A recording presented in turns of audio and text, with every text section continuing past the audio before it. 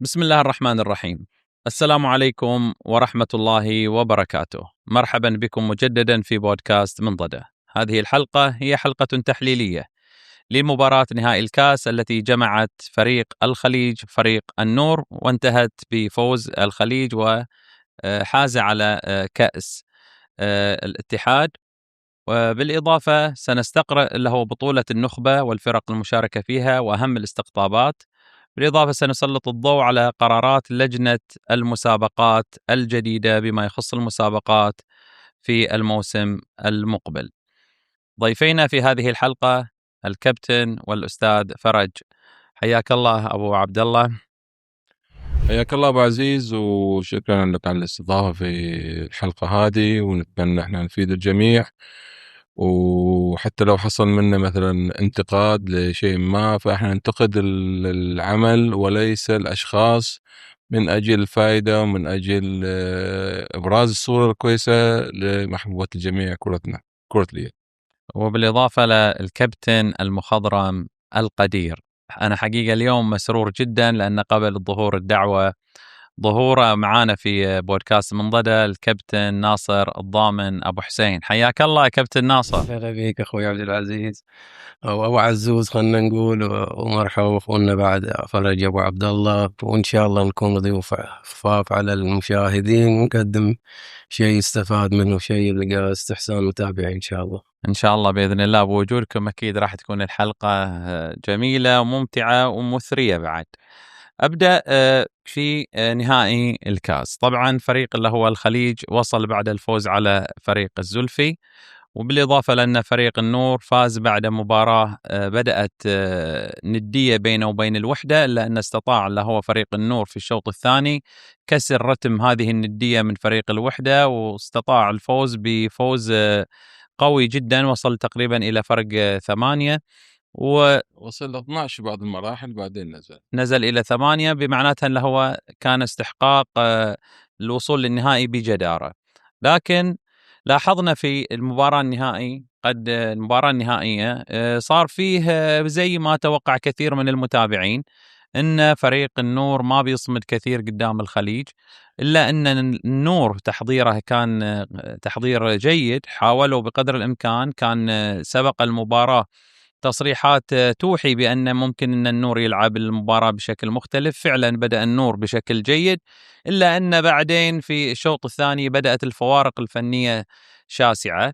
بالإضافة أني اطلعت أنا على بعض اللي هو التصريحات بعد المباراة للكابتن علي عليوات، وأشار إلى جزئيات معينة، وحمل كذلك اللي هو التحكيم مسؤولية اتساع الفارق، وأن ذكر أن المباريات هذه تلعب على جزئيات بسيطة، وإذا فقدت هذه الجزئيات فمعناتها أن راح المباراة إلى الفريق الثاني.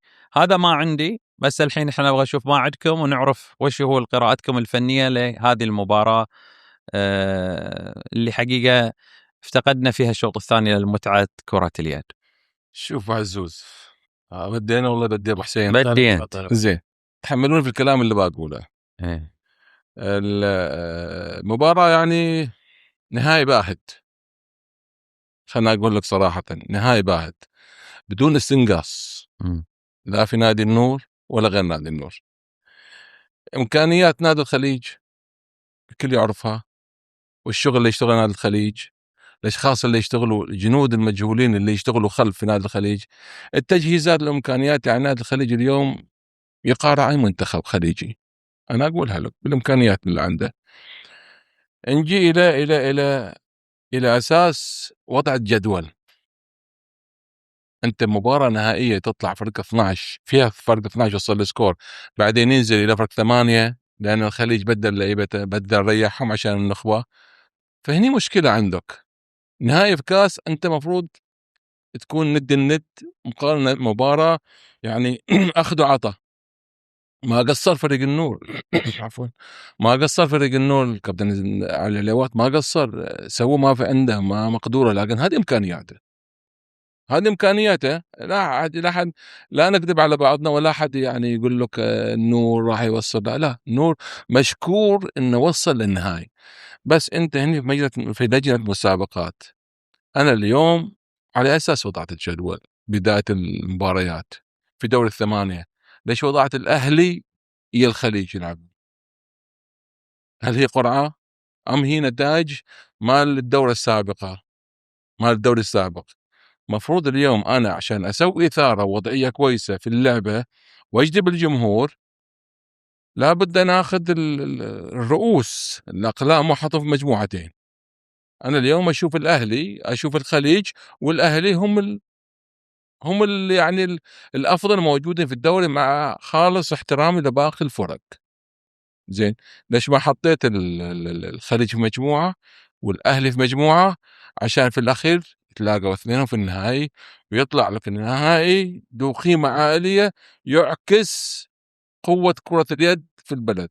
أنت الآن لما اللي يتابع من برا يشوف النتيجة فرق 8 في نهائي كاس، وش يقول؟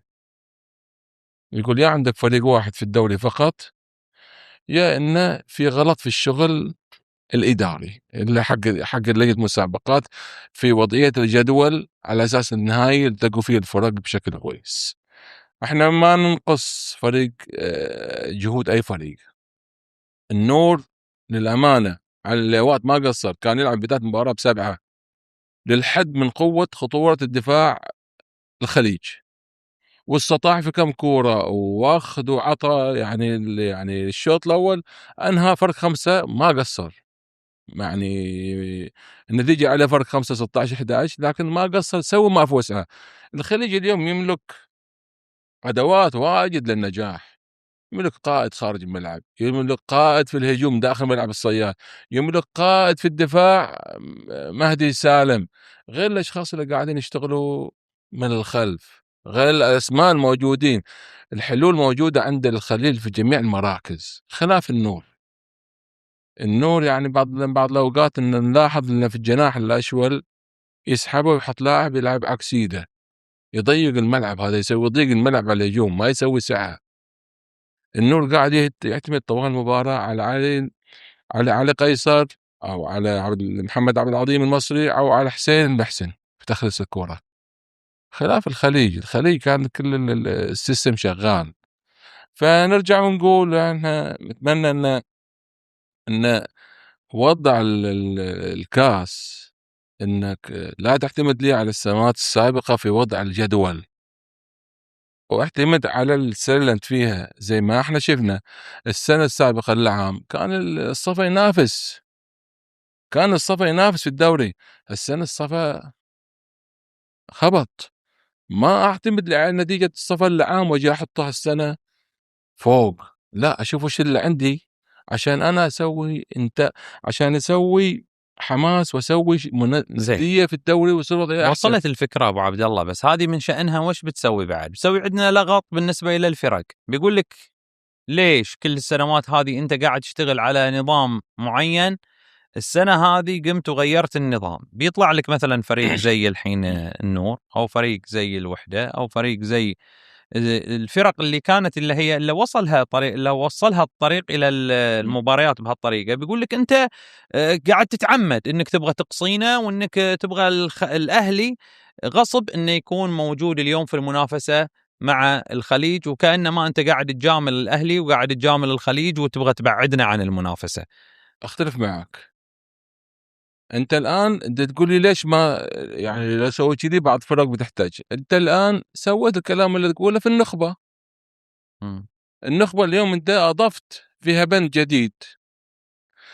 لما انا باجي بدايه الدوري او لما باجي بحط شو اسمه ده القانون حق الكاس، نعم زين، اقول انا بسوي في الكاس 1 2 3 باخذ نتائج او باخذ الفرق اللي متصدرين الدوري حق الموسم هذا بيعلنوا عنه من بدايه الموسم. نعم. تقصد بدايه موسم او بدايه الكاس وقت اللي بسوي القرعه، زين، او بدايه موسم تقدر تطرحها انت. هذه بحد ذاتها لما يعلن الاتحاد تعتقد ان مسؤوليته انخلت؟ ما هو من شأنها انها تخلق ما تخلق زوبعة. انت لما توضع آلية جديدة منصفة وتفيد جميع الفرق. اليوم كان الأهلي يعني اليوم احنا نحمل الاتحاد هو المسؤولية هذا النهائي الباهت. انا بجزء كبير انا احمل، لان لجنة مسابقات ما وضعت الآلية كويسة. جميل. ابو حسين وش تقول؟ بسيطة إن بعد لا تنسوا في الجهة الثانية كان نادي الهدى يعتبر أيضا نادي منافس، بغض النظر عن الفترة الأخيرة اللي شفنا المستوى اللي ما يتناسب مع حجم اللعيبة اللي يملكها. نعم. بس هو محسوب إنه فريق منافس في الجهة الثانية، اتفاقي مع أبو عبد الله طبعا، وفي آلية وضحوا من البداية إن احنا على حسب هذا الموسم نتائج الفرق هذا الموسم مراكز ناخذ الأول والثاني ونخدم رؤساء مجموعة. نعم. ونحط باقي الفرق.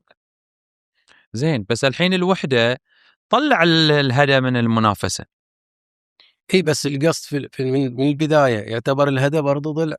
صحيح، يعني إذا جيت إلى الموضوع الهدى وهو في الوضع اللي شفناه الموسمين اللي طافوا بالتحديد، فالمفترض ان اليوم يكون الهدى منافس. حجم الاسماء وحجم المحترفين المفروض وضع افضل من كذا، ممكن يوصل للنهائي ويكون منافس وحتى يكسب البطولة، بغض النظر عن الظروف اللي خلتها الان متراجع بشكل كبير.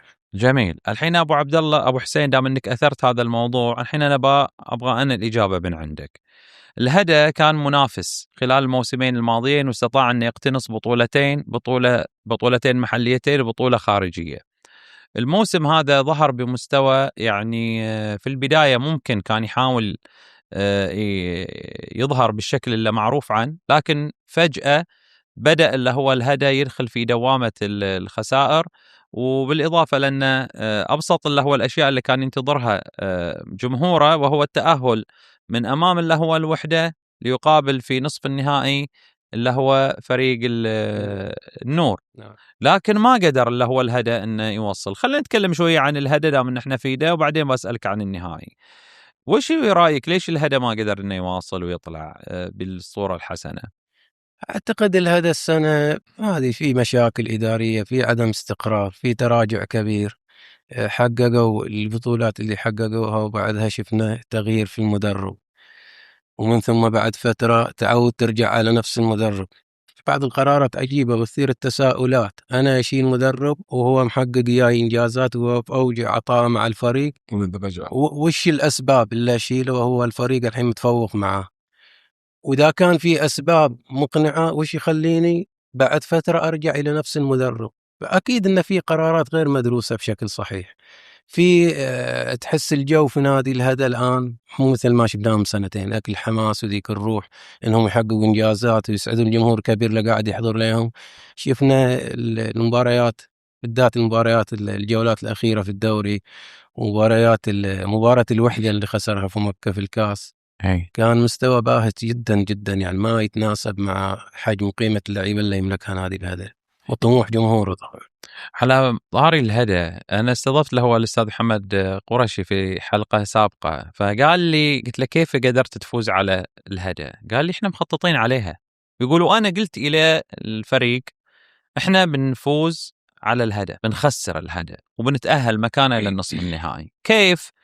قال والله عرفت أن عندهم مشاكل مالية وعندهم بعض المشاكل اللي موجودة، اشتغلنا على دي الجزئية، عدينا الفريق في شهر رمضان يوم واحد بس منحنا اللاعبين إجازة، تمارين عن بعد، إعداد بدني، جينا وفعلا طلعنا الهدى من ده. وأنا ما كنت مستغرب. قال صحيح أن فوز الوحدة على الهدى في الظروف الطبيعية ما هو شيء غريب، لكن في الظرف هذا الموسم يعتبر شيء مفاجئ. صحيح.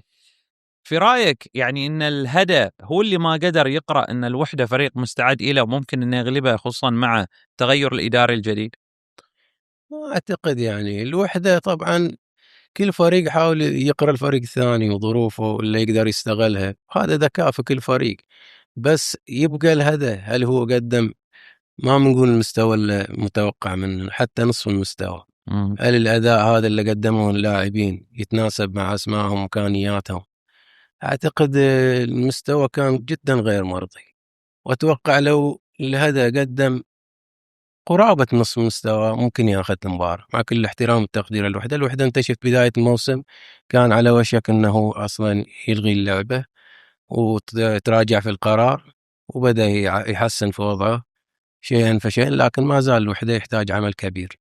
واعتقد لو كان الهدى محضر المباراة بشكل صحيح كان بتكون في صعوبة بالغة على نادي الوحدة انه يكسب الهدى. يعني نقدر نقول ان مشكلة نادي الصفا انتقلت الى نادي الهدى، اللي هي بالنسبة أنا اللي سمعت أن في بعض المشاكل المالية اللي موجودة في الفريق، هذه من شأنها يعني ساهمت في انخفاض الروح داخل اللي هو الفريق. هي المشاكل المالية ما حد يقدر يغفلها، وهي صارت رقم واحد الآن خاصة في السنوات الأخيرة وتغير الأنظمة. إذا ما قدرت تدير الأمور بشكل صحيح وأكيد بصير انعكاسات على الفريق وعلى اللعيبة. طبيعي أنا لاعب ما بستلم 3 أو 4 أشهر أو أكثر، طبيعي بينعكس علي بشكل سلبي. فمثل ما قلت ممكن في تشابه في نفس المشكلة. الصفا من الفريق اللي كان منافس قوي وكان جمهوره يمني النفس بأول إنجاز، إلى أن احنا نشوف السنة ينزل إلى الدرجة الأولى، مع طبعا كل الشكر والتقدير للاعبين الشباب صراحة على ما بذلوا مجهود كبير وروح عالية صراحة. أنا عجبني ما قدموا صراحة، ما وفقوا إنهم يجلسوا والظروف كانت قاهرة بالنسبة لهم. نتمنى نشوف الصفا يرجع إلى مكانه ووضعه الطبيعي إن شاء الله.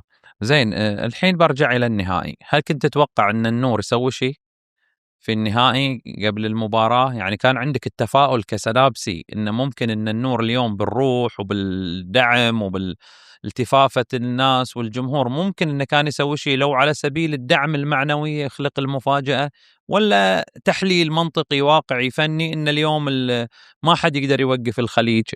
نعم، ما نقدر احنا يعني المباريات ما تؤخذ بالتمني والامنيات والميول وكذا، في واقع يفرض نفسه. تكلم اخوي ابو عبد الله، افضليه الخليج واضحه في المواسم الاخيره، استقرار، امكانيات فنيه، مدرب على مستوى عالي، لاعبين على مستوى عالي، اداره قاعد تعمل بشكل ممتاز جدا، تهيئه الفريق. فصعب النور، انت شايف في ال3 سنوات الاخيره هذه كل سنة قاعدين نشوف فريق، كل سنة قاعدين نشوف فريق. كم مدرب مر على النور خلال 3 سنوات هذه بس الأخيرة. بس الحين بعد ابو حسين يحمل، زي ما تفضل الحين ابو عبد الله، وحمل الاتحاد مسؤولية الجدولة. الجمهور السنابسي كذلك يحمل مسؤولية الموضوع إدارة النور، انه هو ما قدر انه يحافظ على خلينا نقول على بنية الفريق من ناحية اللي هو اللاعبين.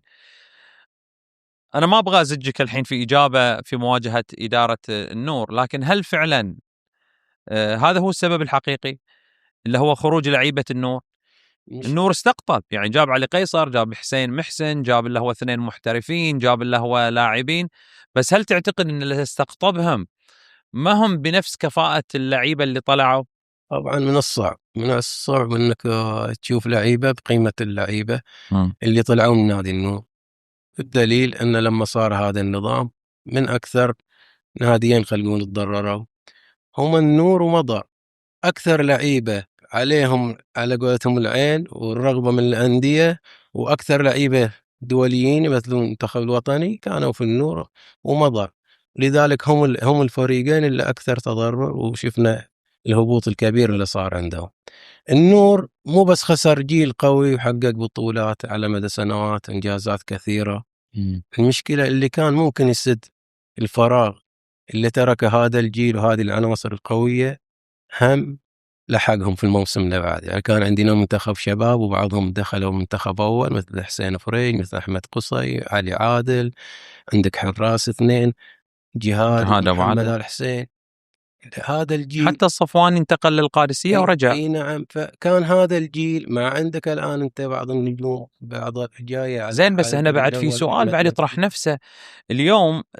إذا احنا نتكلم عن الجيل اللي أنت ذكرته اليوم، في من خيرة اللاعبين اللي مثل المنتخب السعودي في كأس عالم، حاز على ما شاء الله من الإشادات، أحمد نبيل يعتبر لاعب كل الأندية اللي موجودة في الدوري تتمنى لاعب بقيمته الفنية، ما شفناه.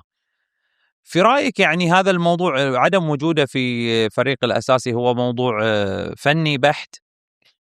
لا، والمشكلة ممكن تشوفه في الأندية الثانية بعد إلى على غرار نفس الشيء اللي قاعدين نشوفه في الموسمين الأخيرين في نادي النور، ممكن هنا تشوفه في نادي ثاني. أحمد نبيل هذا اللي يصعب عليك الموضوع، كيف ترجع، كيف أقول أنا برجع للمنافسة. بس ليش ما استفيد من اليوم الكابتن علي عليوات؟ لا يزعل مني كابتن، أنا بس أبغى أسأل، لأن اللاعب فعلا قيمة فنية، واعتقد انه ممكن انه يعطي اي شيء، يعطي شيء للفريق، مو اي شيء، لا يعطي شيء للفريق، والكل يشاد باللاعب يعني. نقاد على مستوى دولي تكلموا عنه ولاعب جيد. وش هي المشكلة الفنية؟ أنا ما أدري، يمكن أنت قريب مرة من الصورة، بس وش اللي السبب اللي بيخلي اليوم نشوف لاعب واعد بهذه الصورة؟ الصفة على السلبية اللي صارت فيه بعدم تجديد اللاعبين، لكن شفنا أحمد العبد الله اليوم يتصدر مثلا قائمة الهدافين أو من ضمن أفضل 3 هدافين. حسين مويس طالع من ضمن ال10 المراكز الأولى. اليوم شفنا حيدر قبل لا ينصاب ويطلع، حيدر كان بعد من ضمن أكثر الهدافين، هو في الصفة أنا أتكلم.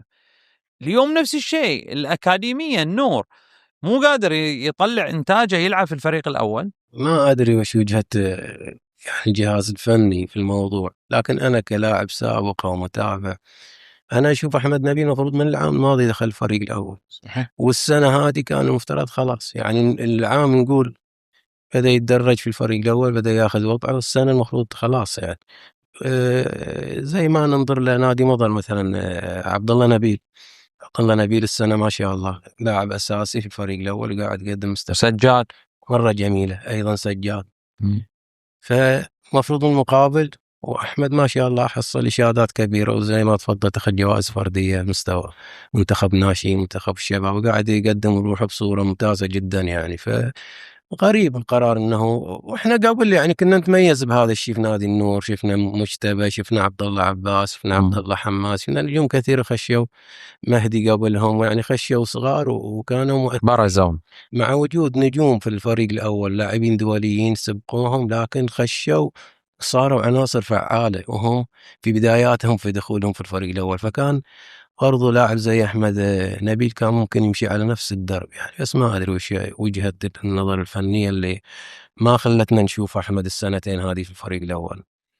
زين، الحين احنا تقريبا ما بنقرأ المباراة فنيا بحذافيرها نهائي الكاس لأنها كانت واضحة للجمهور. قبل لا تروح بعقب على الهدف، بعقب في الهدف. تقدر سألت أبو حسين وش الهدف، بعقب على كلام بعقب لك الحرية أنت. بس ب3 نقاط بسيطة وعلى السريع.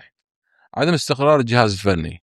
أنت لو تلاحظ بداية الدوري 3 مدربين تغيرت، هذه نقطة. النقطة الثانية نوعية اللاعبين مختارين. الهدف مختار مغلب لاعيبته دفاع. أنا أتكلم عن جزء فني، عمق فني. الهدف مختار مغلب لاعيبته دفاع. عندك هجوم دوترا وحمدي أبو عبيد ومنير مدن وبعض الأحيان نيماني يلعب بالشق الدفاعي أكثر من الهجومي. فأنت قاعد تعتمد على 3 أو 4 طوال الموسم. أصلا بقول لك نيمانيا ما هو نيمانيا اللي احنا نعرفه. بارك الله فيك. خلينا نقول 3 لعيبة صراحة، يعني 3 لاعبين تعتمد عليهم في الهجوم خط خلفي طوال الموسم. اسمح لي، أنت شغلك مو صحيح. النقطة الثالثة زي ما تذكرتوها وسبق من نتذكر فيها أبو إبراهيم القرشي، قال إنه بكلم لعيبة من الهدف على قرابة فيهم من الناحية المادية، يقول له 9 رواتب أو 9 شهور ما استلموا رواتب. فالمادة هي اليوم الأساس كل شيء. فإذا النقاط هذه 3 هي أنا أشوف رؤوس أقلام في عدم ظهور الهدف المستوى اللي كان سابقا. زين، الحين نرجع إلى يعني الخليج. ما بتكلم صراحة زيادة فيه لأن أعتقد أن المحللين عطوا وانتون قلتوا الكلام عنه وقوته وإلى آخره. بننتقل الشيء اللي واضح يعني. الشيء الواضح، ما نبغى على قولتهم نشبع الموضوع لأنه شيء واضح إلى الجميع. بننتقل إلى بطولة النخبة. بطولة النخبة هي بطولة بتجمع 4 فرق بيلعبوها من دور واحد، وبعدين بيصير اللي هو اليوم فيه نظام جديد، بيلعب الأول والثاني وبيلعب الثالث والرابع على تحديد المراكز. بالإضافة قبل لا نخوض في اللي هو استقراء اللي هو بطولة النخبة، نبغى نطالع اللي هو بعض اللي هو الاستقطابات. اللي هو عندنا مثلا نادي الخليج، عفوا نادي مضر، اللي هو استقطب اللي هو اللاعب التونسي بلال العبدلي من لتمثيل الفريق من اللي هو الترجي التونسي. بالإضافة لأن عندنا اللي هو الغافلي انتقل من اللي هو الفتح إلى الأهلي. وبالإضافة إلى الحارس اللي هو بندر المعلم نفس الشيء من الوحدة إلى الأهلي. في تصريح إلى الكابتن مناف يقول انه هو معجب جدا بالحارس اللي هو الوحده، وانه هو من الحراس البارزين، وكذلك يقول ان هم استعدوا للنخبه استعداد استثنائي راح ان شاء الله يبين في البطوله.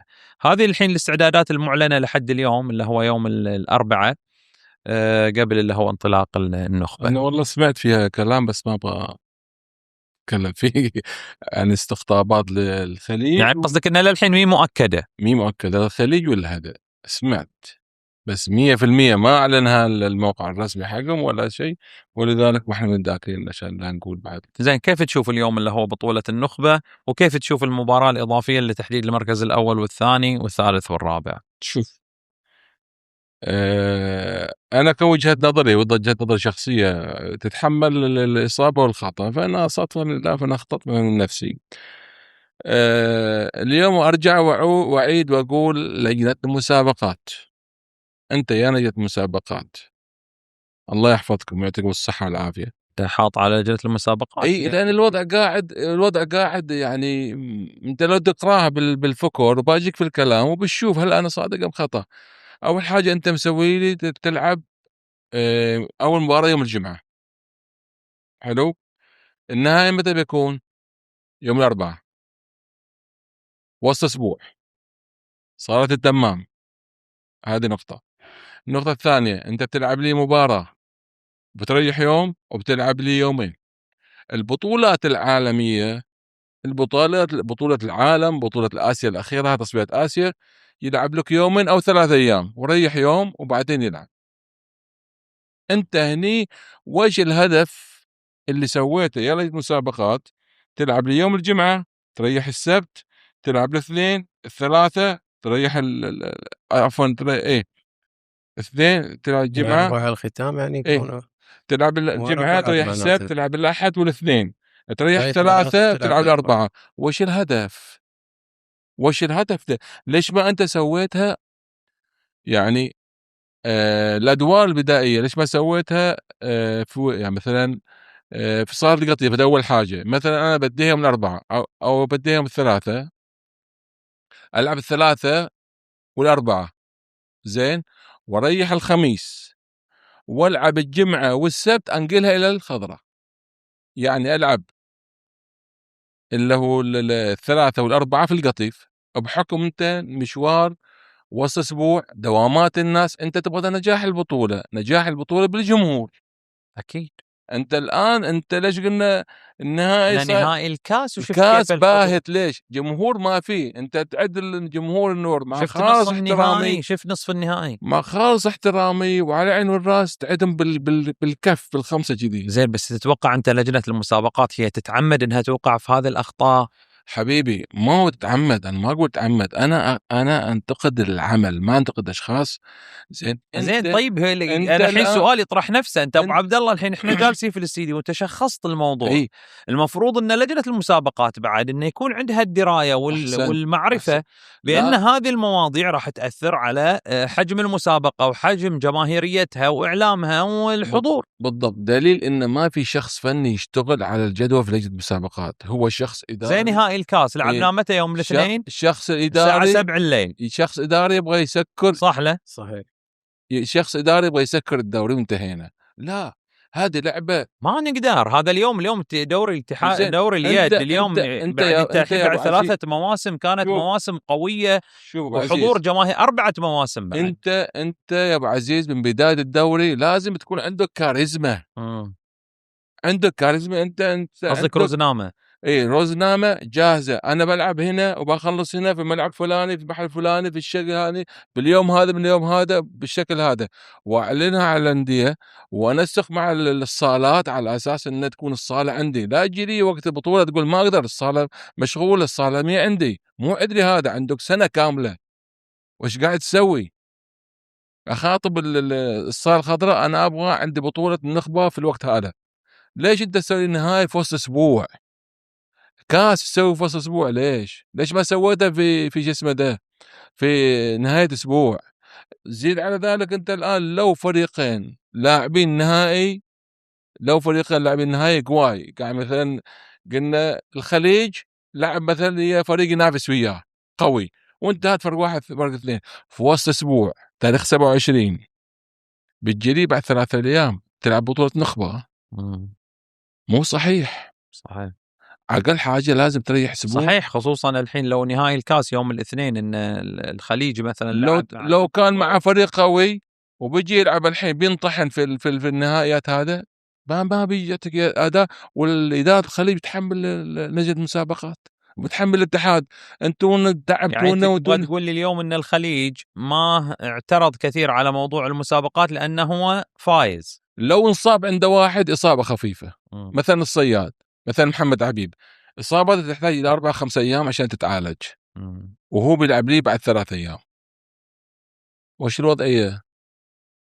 هذه مسابقة، وانت نخبة يعني طحن. صحيح. طحن يوم مع يوم، مفروض انها تلعب يوم مع يوم زين وتتنسق بشكل كويس، تعكس مدى قوة رياضتنا، مدى لعبة كرة اليد في السعودية. مو اجي انا اطحنها واهلكها وانزلها بصورة باهتة. صحيح. انت حتى الان النخبة هذه البطولة شوف لي الجمهور. أنا هذه يا أبو عبد الله، مع أني المفروض أني ما أتفق مع ضيوفي في أي وجهة نظر، بس حقيقة الموضوع واضح أنه فعلا إذا كنا نبغى أن تنافس قوي في بطولة النخبة لازم أن نراعي مثل لازم الأشياء اللي أنت ذكرتها. المنطقة أول حاجة بالجدول، أو ثاني حاجة بمكان البطولة، ثالث حاجة في الأيام اللي يلعب فيها. أنت الآن الجمهور بيجي له أسبوع بيترك شغله وأموره وكلها، لكن لما تكون في الويكند جمعة وسبت، ليش ما أنا خليتها جمعة وسبت الأدوار النهائية هذه؟ خليت الختام في الويكند. زين، زيد على ذلك أنت الحين تقول لي بيلعبوا دور واحد وبعدين بيلعبوا أول وثاني وثالث ورابع. نعم. على نهاية زيادة معر. أنا للأمانة ما أعرف وش الهدف منها هذه. نعم. بحكم انك انت في نهاية الدوري والفرق يعني ما هي يعني النخبة ما تزيد لي تحط لي مباراة زيادة. خلاص دور واحد اللي يحصل النقاط انتهينا. انت لما تقول لي في دوري بتقسم الدوري فوق وتحت بقول لك اوكي. ما تعتقد ان هي زيادة إثارة لبطولة النخبة؟ بس يمكن يكون على حساب اشياء ثانية، يعني زي ما تقول المجهود، تعرض اصابات، اشياء كثيرة يعني. بالضبط. يعني ما تعتقد ان هذه الجدولة راح تخلق نوع من الإثارة؟ بطولة قوية وفي نهاية موسم، مو في كل مباراة في النخبة إثارة يا ابو عزيز. اي كل مباراة هي 3 مباريات. صحيح. وكل مباراة في النخبة إثارة، لأن عفوا لأن الفرق رؤساء، يعني الفرق الكبيرة الأربعة الأوائل هي اللي بتلعب مع بعض. أنت أبو حسين تتفق اليوم يا أبو عبد الله في هذا الكلام اللي أقوله؟ نهاية موسم مجهود كبير على اللاعبين، وضفت مباراة هذه اللي عملتها الحين بتزيد المجهود، لأن كل مباراة بيكون فيها مجهود كبير، ما في مباراة سهلة في النخبة. سيما بطولة النخبة يعني هي تكون آخر فرصة للفرق. الفريق اللي مثل الخليج محقق بطولات هو يبي يفرض سيطرته وهيمنته، الفرق الثانية يحسوها آخر فرصة إن احنا نطلع بإنجاز هذه البطولة، فيكونوا لذلك تشوفوا الإضافات اللي قاعدة تصير الأندية. يعني يمكن بعض الأندية لو بدون إضافات يمكن يكون برضو الفوارق موجودة اللي ذكرناها، بس يمكن الإضافات يمكن تعمل فارق قوة، رغم أنها يعني هي مجازفة، يعني ممكن تصيب فيها، لأن تعرف أنت بتجيب محترف أو إضافة سواء محليا أو محترف في فترة وجيزة، يعني ما تدري يدخل يندمج الفريق أو لا، يعني مجهود كبير جدا. أنت كيف تشوف الافتتاحية بتكون من وين بيلعبوا؟ أعتقد الخليج ومضر، كان مضر والأهلي. الأولى المضر والأهلي، الثانية الهدى والخليج. الهدى والخليج معناته مباراة قوية، والبطولات مجمعة، معروف أهمية المباراة الأولى. الحين اللي هو الأهلي استقطب ومضر استقطب ومضر استقطب. الهدى والخليج ما سمعنا شيء. شوف اللي هو مثلا مضر استقطاب واقعي للاعب لخط خلفي، ما سمعنا انهم جابوا حارس، صح؟ والله شوف، اللاعب متمكن، لاعب دولي معروف اللي هو بلال العبدلي، بس انت تحتاج، ما عندك اشول في مضر، يعني من الاولى كان تجيب لاعب اشول كخيار يكون افضل، يعني يوزن لك الملعب. لكن ممكن المدرب له وجهة نظر، وهو طبعا مو شرط، لكن دائما نقول افضل مهما كان الاشول يعدل لك الملعب بشكل، خاصه اذا كان متمكن. يعني انت يمكن تقول لي والله الخليج يكون مسيطر وهو ما عنده اشول، ولكن أنا لا بستقطب فترة كذا وأنا في مركز عندي أكثر من خيار فيه، أقدر عندي حلول، مفترض أجيب المركز اللي أنا ما عندي خيار فيه أشول منه. يمكن هو ركز على الشق الدفاعي فيه يكون أقوى يمكن هو دور الجانب الدفاعي، بس أنا هو طبعا أنت بتجيب أنت إذا تبغى تنافس بطولة بهالقوة هذه طبعا وفترة وجيزة بتجيب المحترف لازم يكون ذا قيمة فنية عالية وإضافة دفاعية وهجومية. إذا تبغى تنافس أنا صعب إني أضيف لاعب يعني تكون إضافة خجولة وأقول إن أنا أبغى أنافس. صحيح صعب شوي. صعب ها صعب خاصة جدا. بعد إن زي ما تفضلت الحراسة في مطر يعني ما نتوقع ان اليوم نشوف بطل جديد للنخبة هذه الموسم بدل الخليج. مجال مفتوح. شوف يبقى الخليج كاستقرار اللي تكلمنا عنه، كانسجام، كأفضلية فنية، أفضلية معنوية، كلها تصب في صالح الخليج. لكن بطولات المجمعة ولو رجعنا لبطولة النخبة شفنا يعني طلعت أبطال يعني ما كان مثلا محقق في الموسم، لأن زي ما قلت لك الأفرقة الأهلي السنة شفناه بشكل مختلف عن المواسم الأخيرة أمانة. يعني ممكن لو عمل إضافات برضو ممكن يكون منافس، لكن يبقى لما نتكلم بالواقع الأشياء اللي ذكرناها تصب في صالح الخليج. لكن بطولة مجمعة فيها إليها يعني حضورها الخاص، حماسها الخاص، المباريات الأولية الافتتاحية هذه البطولات مجمعة تفرق كثير في طموح أي فريق يبغى ينافس. يعني فوزك في المباراة الأولى يكون دافع كبير انك يكون عينك على المنافسة وعلى تحقيق اللقب. خسارتك في المباراة الأولى يعني يحبط كثير، حتى لو حاولت ان انت تسترجع نفسك لكن بيكون تأثيرها سلبي عليك الخسارة الأولى. زي كيف تشوف انت المباراة الأولى إذا قلنا مضر والأهلي؟ تشوفها تميل من ناحية كفة القوة الفنية إلى أي فريق؟ طبعا الموسم هذا الأهلي يتفوق. المدرب اللي استقطبه الفترة الأخيرة الأهلي أعتقد عمل إضافة، عمل تغيير، عمل شفت أنا الأهلي مع المدرب الجديد بشكل أفضل. عمل الإضافات فينا محلية حاليا. الحارس حق اللي استقطبه من الوحدة السنة ما شاء الله قدم نفسه بشكل طيب. وهم هي فرصة أنه يستقطب نادي مثل الأهلي في بطولة وهو نادي بطل ونادي عنده طموح أنه يرجع إلى سابق عهده. فرصة لك حتى أن أنت تثبت نفسك وتقدم. نشوف الوجوه الجديدة، أحمد قصي بنشوفه مثلا، فريج بنشوفه زي ما عرفناهم في النور. والله أنا يعني يمكن حسين أخذ يعني فرصته بشكل كبير. أنا أحمد قصي ما شفت مشاركته بشكل كبير في الأهلي هذا الموسم، ويمكن في تغير بسيط مع المدرب الجديد. لكن مثل ما قلنا يعني هي فرصة إن فريج نزل مستواه ترى. يعني شوف الفترة الأولى يعني من العام الماضي تقريبا كان معهم كابتن مروان رجب، والموسم هذا بدايته كان معهم. وأنا أشوف الأهلي ما كان بالمستوى اللي يطمح للأهلي وجمهور الأهلي، على أنهم السنة عملوا ويابوا استقطابات ما شاء الله، لاعبين كثير جيدين اللي استقطبوهم. كان المفترض الأهلي يكون وضعه أفضل أمانة مع الكابتن مروان، بس أنا أعتقد أنه ما وفق معهم بشكل جيد. يعني مدرب ثوران أنا أشوف أنه شغله معهم جيد، وأن كان يحتاج وقت أعتقد أنه بنشوف له بصمة جيدة مع نادي الأهلي. برأيك ليش بالتحديد إذا قلت نزل مستوى فريج، وش السبب اللي يخليه ينزل مع فريق زي الأهلي؟ والله شوف بيئة بحكم تجربته مثلا نتغير، انتقل إلى نادي ثاني، فتجربة الانتقال تحتاج إلى تكيف، ولا هو موضوع الكابتن مروان من البداية ما قدر مثلا يستقرأ إمكانيات؟ أنا جبت له هو كابتن قصي، فقال بصريح العبارة، وجه رسالة إلى مروان، قال ترى اللعيبة الصغار يعني لا تعتقد انهم صغار، لا هم بامكانهم انهم يطلعوا امكانياتهم. احمد قصي بامكانه، فريج، وكان له اللاعبين اللي اخذهم الصغار زي جهاد، كان يقول اعطيهم الفرصه بتحصلهم. وفعلا يعني المدرب مو بس امكانيات فنيه، حتى في التعامل وتحفيز اللاعبين. في مدربين اذكياء جدا في هذا الجانب، ولذلك تشوف بعض اللاعبين مع مدرب في اوج عطاءه والكل يشيد فيه بمستواه، ومع مدرب اخر الكل ما يتمنى يشوفه في الملعب.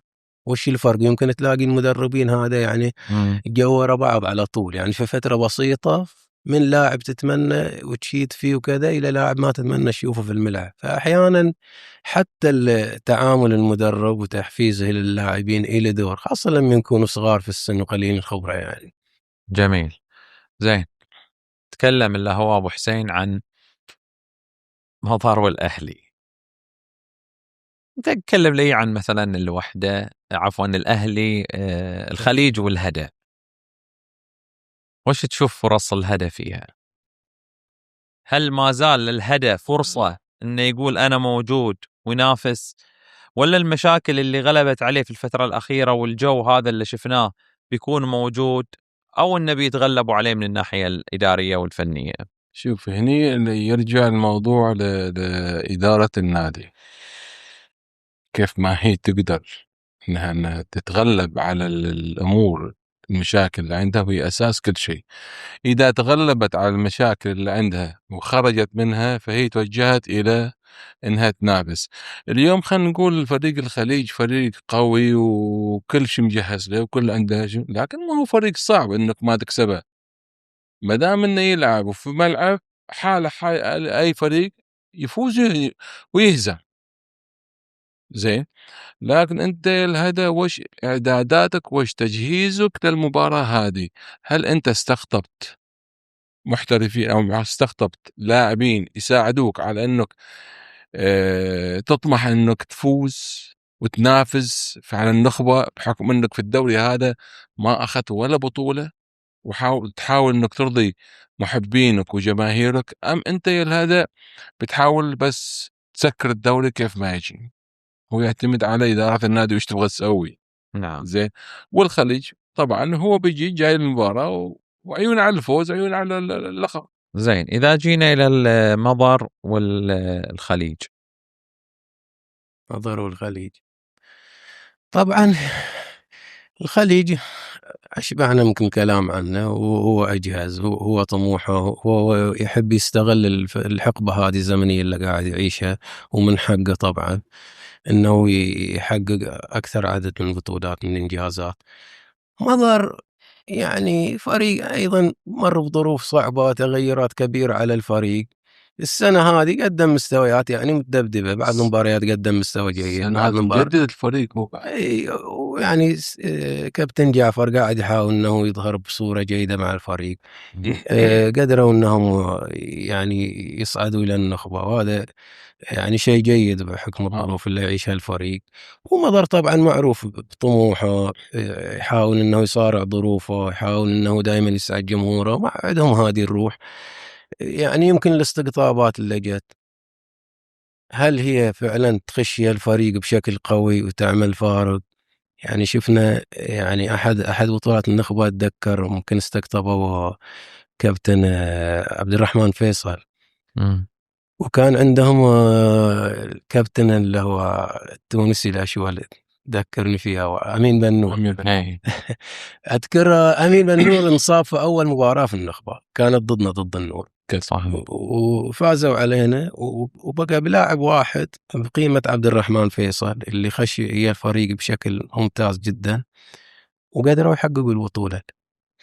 فطبعا لاعب في كرة اليد صاحب القيمة العالية يفرق مع الفريق، لكن يعني مو عنده عصا سحرية تكلم ظروف موسم كامل. يعني في النهاية هذه لعبة جماعية، مو لاعب واحد وانت بتقابل فرق يعني لها برضو باع ولها إمكانيات كبيرة يعني. بس هو أنا سمعت كذلك أن المضر كان له رغبة باستقدام عبد الرحمن السنة بعد، بس ممكن ما نجحت. قيمة فنية عالية، مدافع مهاجم، بنية جسمانية، لاعب منتخب مصر بس طبعا صعب انك تلعب قدام دفاع زي دفاع الخليج بمهاجم واحد.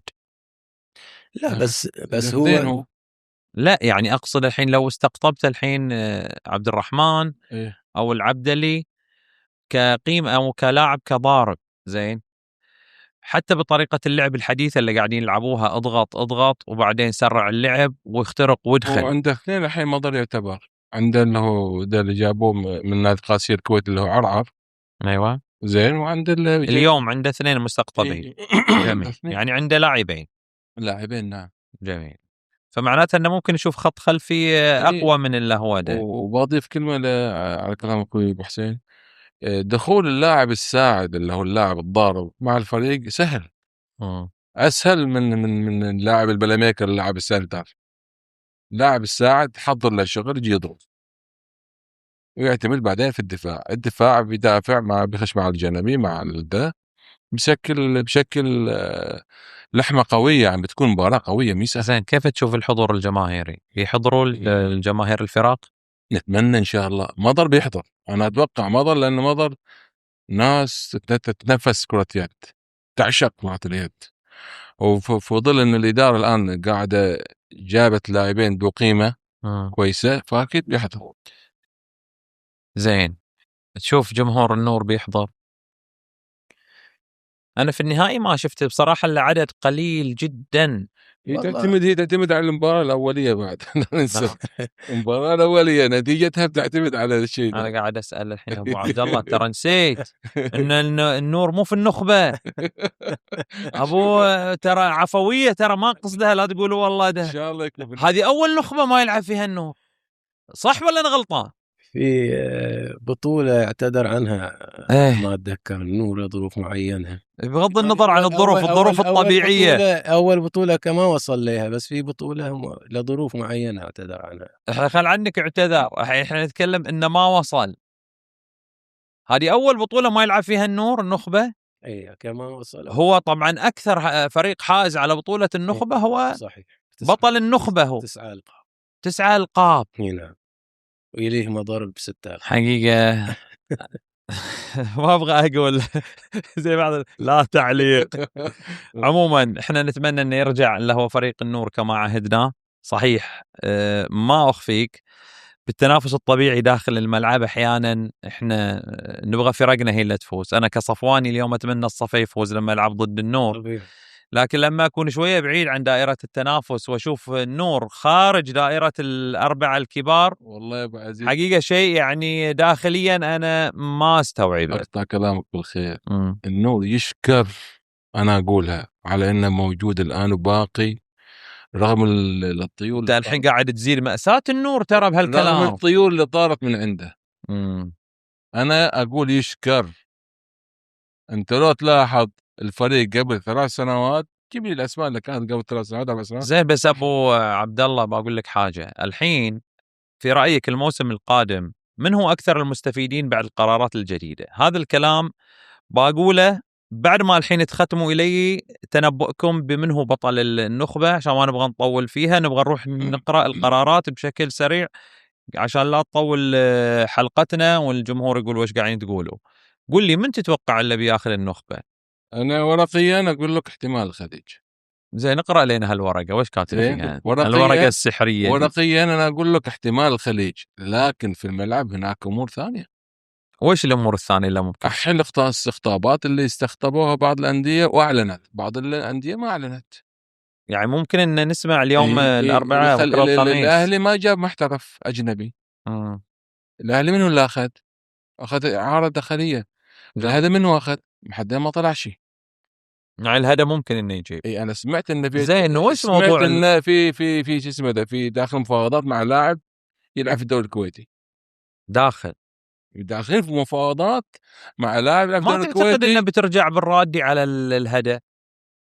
هي انا سمعت، لان الموسم الماضي شوف كيف احيانا بعض الاحيان الامور الاداريه والخبره الاداريه وش ممكن انها تسوي في معسكر الفريق الثاني.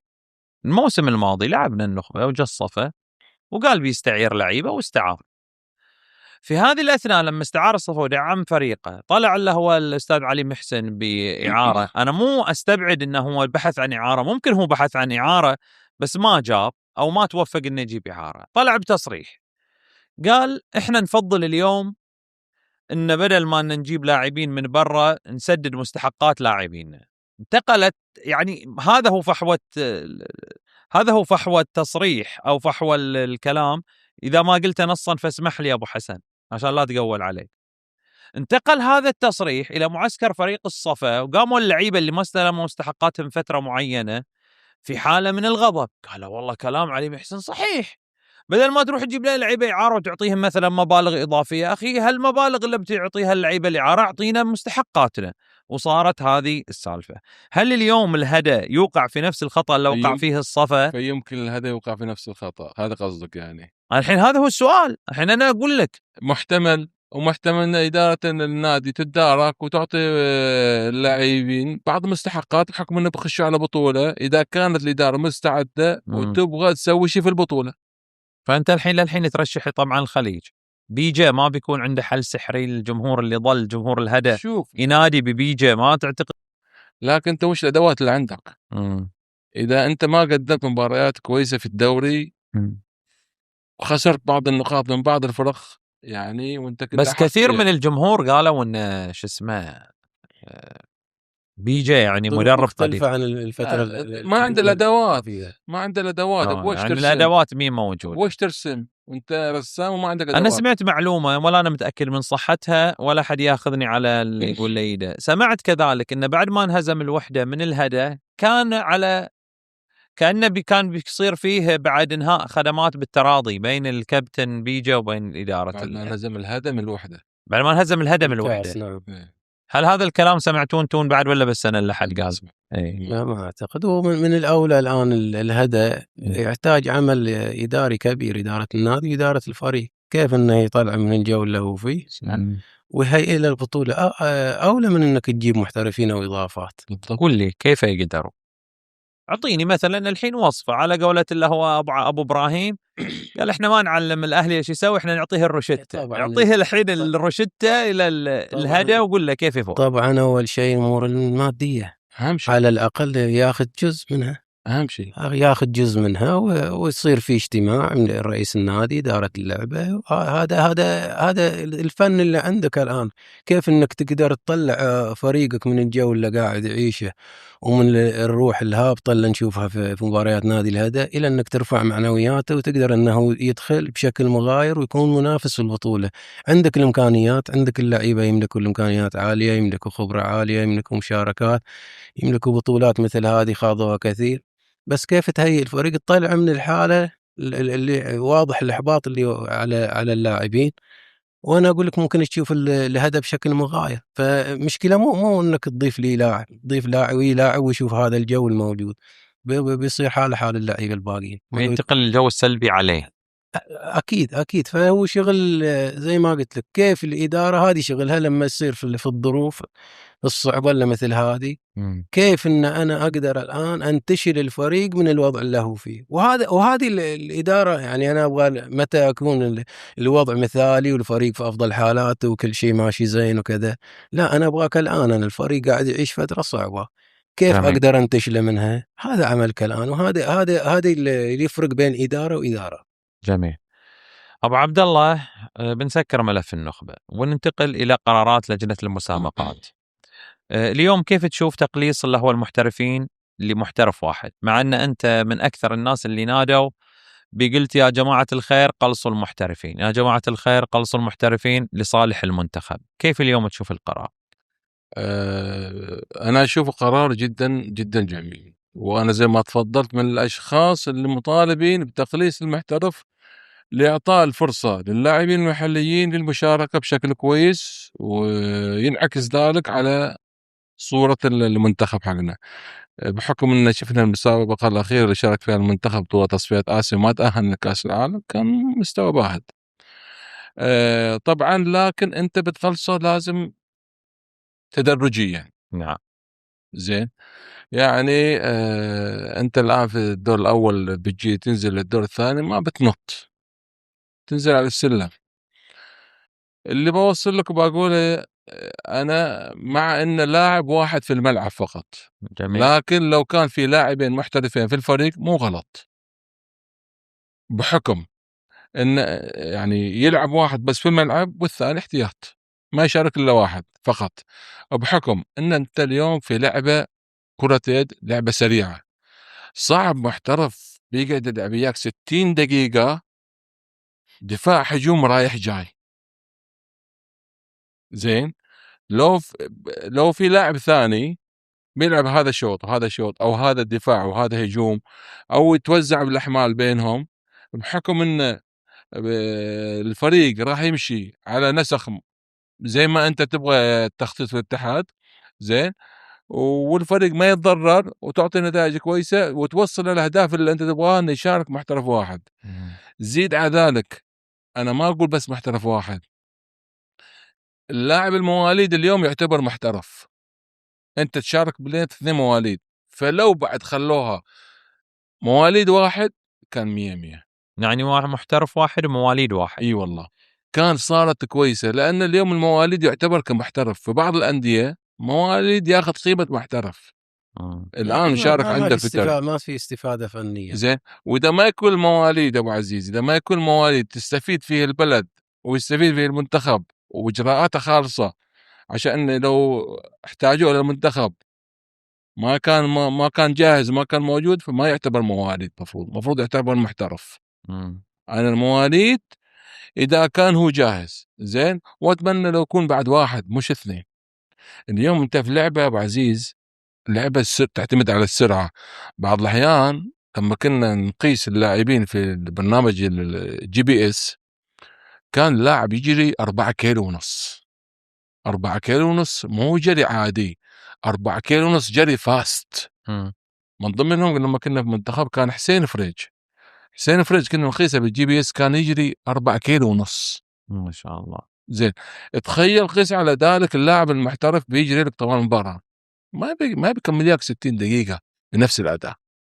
فأنت هني أخليت من قوة الدوري. فلو كانت 2، واحد في الملعب واحد احتياط، هذه من ناحية فنية، بس طبعا ما يخلي الأمر من قضايا إدارية وقضايا اللي هو الكفاءة المالية وقضايا القدرة المالية على الفرق، وهذا الفريق ممكن يكون قوي وهذا يكون ممكن ضعيف، هذا عنده الملاءة انه يجيب 2 وبيحطهم وبتنعكس على بقية الفرق اللي تحت. انت اطرح الموضوع للأندية، هو حر، قول لي انا ابغى لاعب في الملعب بس الفريق اللي عنده اليوم الكفاءة المالية ابو عبد الله وعندك هو الملاءة، هو اللي بيستفيد. يعني الحين مثلا الصفا السنة ما قدر يسجل ولا لاعب، هذا البند لو الحين موجود، حتى لو موجود ما بيستفيد الصفا. انا اقول لك الصفا حاله نادرة، الفرق مثلا حاله خاصه. زين، الفرق الثانيه على نفس حتى مضر لو ما تدارك وضعه وقام يشوف لنفسه حلول اداريه فنيه كان بيمر بنفس التجربه. احنا صدقني يعني معظم الفرق الحين الملاءه الماليه خصوصا اللي هو نزول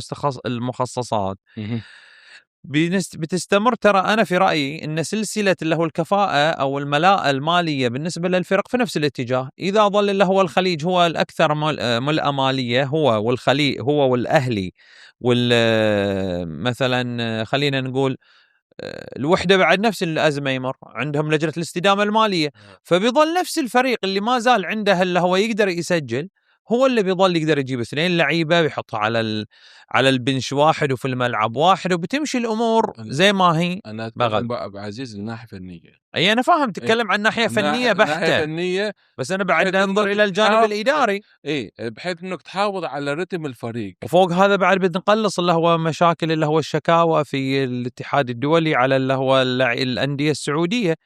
إذا صار عندك لاعب واحد على الأقل تقدر توفي مستحقاته. صحيح. بالإضافة لأن بعد أعتقد من حسنات الموضوع، أنا الحين أنا مؤيد، بس الحين أقول لك لما أسوي عصف كده ذهني، من ضمن بعد حسنات اللي هو هذا القرار إن حتى اللي هو القيمة السوقية اللي هو بالنسبة إلى اللي هو العقود تقل. طيب لأنه يصير في وفرة في اللعيبة المحليين، واللعيبة المحليين يبغوا يلعبوا، وهذا اللي نحتاج له. جايين لك بعدين في الكلام أنا على العقود وعلى اللعيبة المحليين وعلى المحترفين والشغلات هذه. زين، خلنا نسمع رأي أبو حسين في موضوع تقليص اللي هو المحترفين إلى 1. هل تعتقد أنه بيصب في مصلحة المنتخب وهو الهدف المعلن؟ بلي أكيد. أنا ولا في لحظة يعني رأيي الشخصي أن أنا أؤيد وجود 3 محترفين أو محترفين 2، واحد يكفي علشان تصب المصلحة الأولى للمنتخب الوطني. احنا شفنا في المنتخب المشاركة الأخيرة وحتى في السنوات الأخيرة التراجع الكبير، وكان بالعكس كان نتمنى أن يكون في قرارات جريئة الاتحاد للعمل للمنتخب. يعني احنا بالنظر إلى المستويات في آسيا الآن قبل البطولة متوقع عدم تأهل المنتخب، كان ودنا بالعكس قرارات جريئة على أعداد منتخب إلى آسيا ما بعد اللي شاركنا فيها الأخيرة. جميل. لكن للأسف إحنا تحس شغل اتحاداتنا وقتي.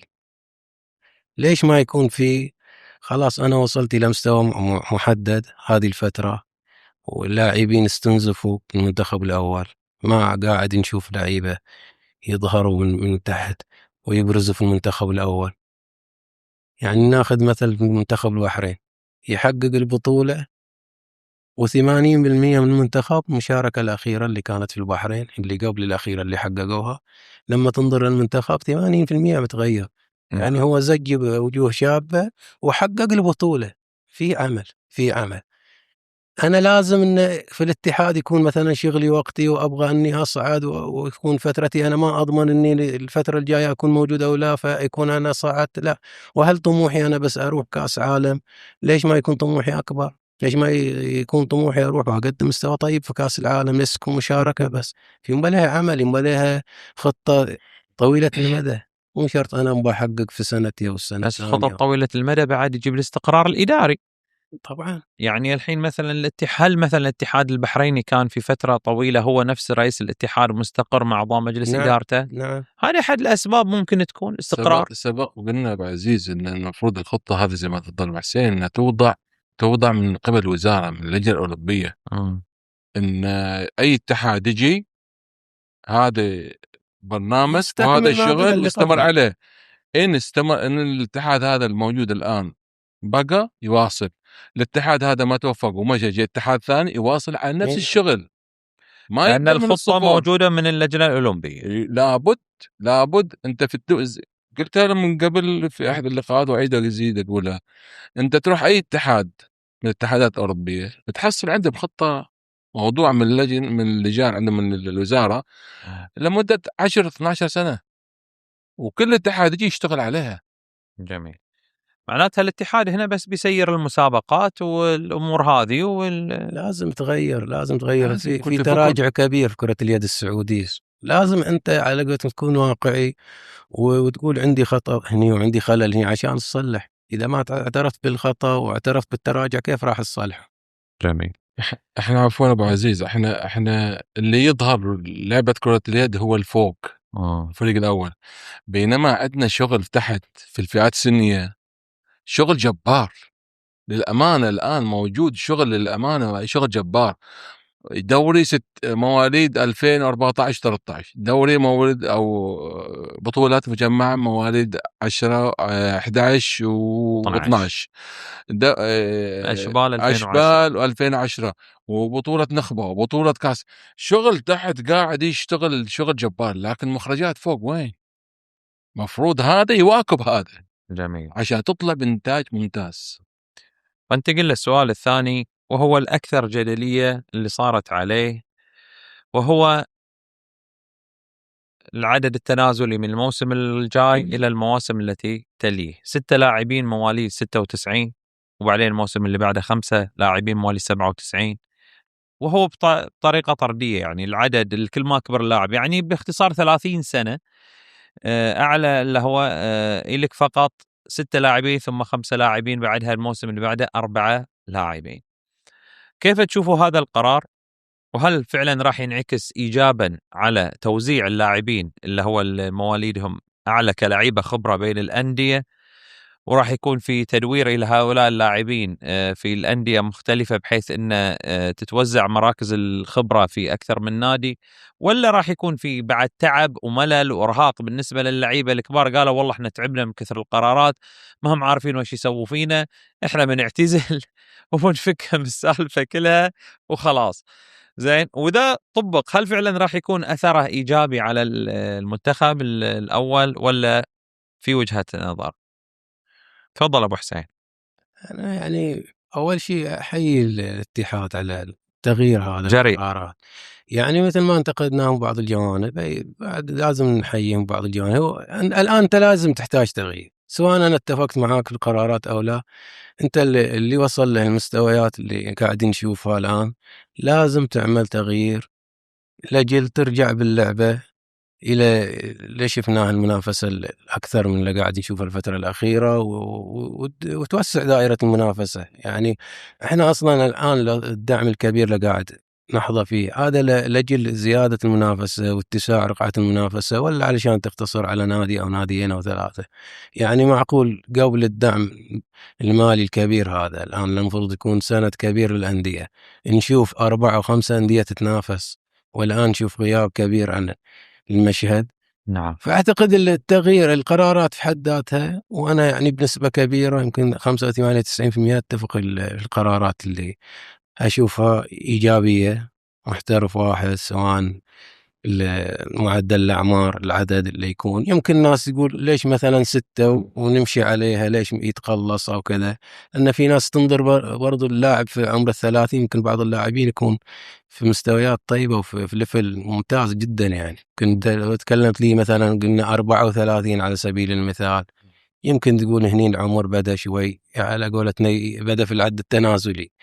في عمر 30 ممكن يكون اللاعب في أوج عطاء، إذا كان خاصة من اللاعبين اللي محافظين على أنفسهم وعلى لياقتهم وجاهزيتهم، حابي يلعب. محل نظر. لكن بشكل عام أعتقد لازم يكون في قرارات لأجل شوي ترجع باللعبة إلى سابق عهدها، وعلى قولتهم بعض الأخطاء اللي صارت أو بعض السلبيات اللي أثرت على المستوى وتراجع اللعبة بشكل عام، لازم أنا برضو أوجد حلول إن أعود أنهض باللعبة مرة ثانية. يعني جميل. وش رأيك أبو عبد الله؟ تشوف أن هذا القرارات راح تساهم في تطوير كرة اليد وبتصب في مصلحة المنتخب فريق الأول؟ لا، أنا أختلف مع أبو حسين. جميل. زين. أنت اليوم لعبة كرة اليد لعبة سريعة، تعتمد على السرعة، وزي ما قلت لك يعني لاعب كان يقاس 4 كيلو ونص يجري. من الصعب اللي لاعب عمره 36 سنة إنه بيجري لي 4 كيلو ونص وفاص راح جاي في المباراة. بما معناه المدربين الآن تعتمد على السرعة وعلى اللاعب السريع، يعني اوريدي اوتوماتيكلي ان اللاعب اللي من فوق 30 فوق 33 34 35 ما بيواكب الوضع، فبينسحب. وين بروح؟ يعني بحول اداري، مدرب، ايا كان على البلش. زين، بس ممكن في بعد مجالي لا يروح يشارك في دوري الدرجة الأولى ودوري الدرجة الثانية. يعني. هو لما يشوف نفسه ما موجود الفريق أكيد بينزل. زي احنا شفنا بعض اللاعبين من عندكم من الصفا من اينات ثاني شاركوا في الدرجة الأولى وصعدوا بعض الفرق الممتاز، يعني ما زالوا موجودين. فسن نضوج اللاعب عندنا هنا، احنا لعبتنا هواة ما هم محترفين، لعبتنا هواة. سن نضوج اللاعب عندك هنا من عمر 26 سنة إلى وقت العطاء، زي ما تفضل أبو حسين، أنا أقولها من 26 إلى 33 34 إلى 33 34. أنت إذا في سن 30 تقول له حدك 6 لعيبة، وهني وقت النضوج. صعب إن الفريق يعتمد على اللعيبة الشباب. ولنا في هذا صورة منتخب لما جاء شارك في البطولة الأخيرة ما أخذ لعيبة شباب واجد. إيش قال ديمتروس؟ قال أنا أبغى لعيبة تخدم إياي، لعيبة كان الهدف يبغى يتأهل. بس أبو عبد الله أنا يمكن هو مو وده بس تاخذه من جانب إنه مثلا لاعب يبطل، هو وده يتوزعوا على الفرق بدل ما يكونوا يبغى يتأهل. أوكي أوريدي إحنا نقول إن الآن وقت اللعبة تعتمد على السرعة، فشيء طبيعي إن أبو 34 35 ما بيواكبه ب25 سنة. فأوريدي لا المدرب بيعتمد عليه وهو بيشوف نفسه مهمش مو موجود في الفريق، هو من حاله بيقول أنا أبغى أنتقل لنادي ثاني أو أنا أبطل أو إلى آخره. ممكن ما تجي لي بعد عروض قوية من الأندية اللي فوق. يعني هذا بعد يعتمد على العرض والطلب. ما تقدر تضمن ما في قرار، ما أقدر أضمن أنا هذه فما ما أشوف القرار إلى يدك التأثير كويس الإيجابي. أنت تتركها أوريدي طبيعيا هي يعني هذا بس معناتها أن في بعض الفرق لاعبين الخبرة راح يتركزوا ولا هم الأكثر جودة بيتركزوا في نفس الشيء في بعض الفرق دون غيرها. فممكن هذا القرار يهدف إلى تقليص عدد اللاعبين الخبرة اللي فوق أعمارهم فوق 30 في أحد الفرق، وانه يكون في وفره الى اللاعبين في الانديه الثانيه، لا سيما الانديه اللي في فوق في اللي هو المقدمه اللي تحاولها تنافس. يعني مثلا لما يكون عندي 12 لاعب من اجود اللاعبين الخبره فوق ال30، بدل ما انا اخذ نصهم في نادي واحد او غيره، يصير في تنافس على اكتساب هذول الخبرات ويتوزعوا على 4-5 انديه. اذا كان في ضخ جديد لعيبه شباب يدخلوا فريق اول وذو كفاءه، فاكيد ما بتكون الفرصه للاعب الكبير انه موجود، فهو بينتقل اوتوماتيكلي. زين، انا الحين اللي هو كلام استاذ محمد القرشي، عودا على استاذ محمد القرشي، قال انا هذا القرار ممكن انه يخليني ما اشارك السنه الجايه. قرار اللي هو تقليص المحترفين الى 1 ممكن يخليني ما اشارك في الدوري. فسالتك لا يعني وش الاسباب؟ هو موضوع يعني اكيد في فرق دون غيرها عندها هواجس اكثر من غيرها، وعندها مشاكل تكون عرضه لهذا القرار دون غيره. بمعنى يعني الحين مثلا لو الصفا كان موجود في دوري الممتاز او حتى كان في دوري الدرجه الاولى، ما بيأثر عليه هذا القرار باعتبار ان السنه لعب بكل فريق الشباب. لكن تتكلم عن مضر ما بيأثر عليه لانه هو فعلا قاعد يجدد له جلد الفريق بالكامل. تكلم عن النور، لو استمروا اللاعبين اللي موجودين وياه حتى باللعيبه اللي موجودين الحين ما راح يتاثر واجد بالقرار، لان عنده وفره من اللاعبين اللي هو في القاعده وصغار في السن. تكلم عن الهدف. زين، الهدى هنا السؤال، يعني فريق زي الهدى وش ممكن انه يسوي السنه الجايه؟ فانا اقول لك ما له داعي القرار هذا. يعني الهدى ممكن انه ما نشوفه السنه الجايه، احتمال يمكن يلعب زي الصفا بلاعيبه الشباب والناشئين، محتمل، ويمكن يحقق اللي هو يدفع مستحقاته ويسجل. كل شيء محتمل على حسب قرار اداره. اي نعم. وش تبغى الاداره؟ زين، هذا اختلفتوا فيه، بس انا مضطر اني انا امشي عشان ابغى اخذ رايكم في بعض اللي هو المسائل المهمه. زين، اللي هو 12 فريق في دوري الممتاز، كيف تشوف العدد؟ وبنظام اللي هو 6 فوق و6 تحت، نفس النظام ايام اللي هو استاذ التركي الخليوي. ممتاز. ولو جيت تقيسها نفس الفرق تلعب نفس المباريات سواء دوري رايح جاي، ما عدا 6 فوق 6 تحت ممكن تقل مباراه واحده. هذا الموضوع تعتقد انه يزيد من حده التنافس؟ اذا لعبنا الدور الثاني في الفرق اللي في المقدمه راح ينحصر اللي هو دور المنافسه على النخبه في ال6 بس. هو 12 فريق طبعا مقبول جدا، بس انا بالنسبه لي الدوري ما أحب يكون في تغييرات في نظام الدوري. ممكن تغير في نظام البطولات الأخرى، ممكن الأخوة، الكاس، أي بطولة كذا مستحدثة، بس أنا أشوف الدوري على مستوى العالم نادرا. يعني ممكن شفنا هذا النظام، احنا عملنا فيه في السابق، ممكن بعض الدول الخليجية عملت فيه، بس أنا أشوف الدوري يمشي كما هو. يعني تلعب دورين كمان، يعني ممكن إنه يعطي فرصة لفرق اللي تحت السادس فرصة إنه يطلع من فوق السادس. هذا هو الذي ممكن يكون من ضمن فرق في دوري بطولة النفس الطويل. يعني شوف عزيز، ليش تقول إنه تشوفها كويس؟ ده كويس لأنه بيصير احتكاك جامد جميع النواحي. أول حاجة بتتنافس الفرق إنها تصير في الستة اللي فوق، تمام. وإذا صار بعد زي السنة زي النخبة، الحين احنا قاعدين نلعب بالنخبة وانتم الحين تقول لي بس الخليج. لا هذا دوري. هل بس بيظل نفس الموضوع. هذا دوري إذا ظل الفريق بنفس عناصر قوته، نفس السيستم. يعني نتكلم عن شيء مجمل. زين، ان 12 فريق الكل بيحاول يصعد ل6، فبصير تنافس قوي في الفرق. هذا الدور الأول. النقطة الثانية، ال6 اللي فوق بيصير طحن وشغل جامد علشان الكل، يعني هي النخبة طلعت فوق الآن، فبصير الدوري يعني شغل بينهم، شغل قوي عشان يبغوا النخبة، يبغوا البطولة، يبغوا الكاس، يبغوا إلى آخره، يوصلوا لفوق.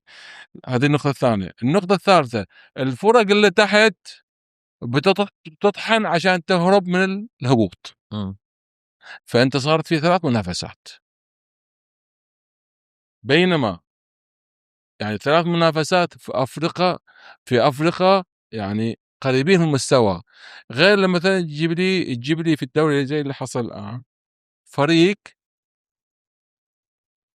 ضمن الدوري وفريق يعني يقارب على الهبوط أو قريب من الهبوط، بتلاقي النتيجة في السكور زي ما حصل. أنت شفت الدوري من فوق 10 وطالع، هني تقل تقل القيمة الفنية للعبة والدوري، وتصير الدوري باهت. وهذا اللي تحت الآن بيقول لك أنا بلعب مثلا مع الفريق اللي فوق هاز مني لاش تعب نفسي أنا. مدرب الفريق يقول ما أبغى أعول لعيبتي زين، وما أبغى ده، وأنا مهزوم خلينا أجل من المباراة اللي بعدها للفريق اللي بعده. بينما لكن لو كانوا في اللي تحت بيقول لك لا، لو أنا انهزمت راح أهبط. فيصير تنافس أعلى، يعني راح تنافس على 3 مراحل. أنت تأيدها بقوة. أنت أبو حسين تشوف أن الموضوع لا، يعني لو ضل على نظام السابق يكون أفضل. أنا أعمل على تذويب هذه الفوارق اللي حاصل الكبيرة. أنا أبغى أرفع من مستوى الأندية وأقلل الفوارق الكبيرة، علشان كل مباراة أشاهد فيها مباراة فيها إثارة فيها من أساس. يعني ما أنتظر أعمل هذا النظام. نفس الشيء ممكن واحد يقول لك أنا ما بقارع هذه الفرق، خلني أمشي هذا الدور، أنا ما بروح للثلاثة اللي فوق، أنا أعرف إمكانياتي، ليش أتعب روحي الآن؟ خلني أخلص هذا الدور، لا أجهد نفسي ولا يمكن في فترة استقطاب محترفين ثانية، يمكن ما أهتم في الفترة الأولى، أنا ما أروح للثلاثة اللي فوق، أنا الثلاثة اللي تحت، عارف إمكانياتي، ما يحتاج أجهد نفسي ولا يحتاج أصرف في هذه الفترة زايد. وبعدين إذا في فترة ثانية أنا الحين بلعب على البقاء، يلا أجيب لي محترف، أجيب لي إضافة، أجيب لي كذا، أبدأ أشتغل زي بطولة النخبة يلعبها. إي نعم. فأنا من أساس أدوب الفوارق هذه وأخلي من أساس المباريات تصير قوية، تشاهد كل مباراة تشاهد فيها كرة يد، التنافس يكون على الأقل بين 5-6 فرق، هذا يضرب هذا وهذا يضرب هذا، ما تعرف من البطل من أساس. ليش استنى أنا أودي لي 6 فوق حتى بعدين أشاهد لي حتى اللي فوق؟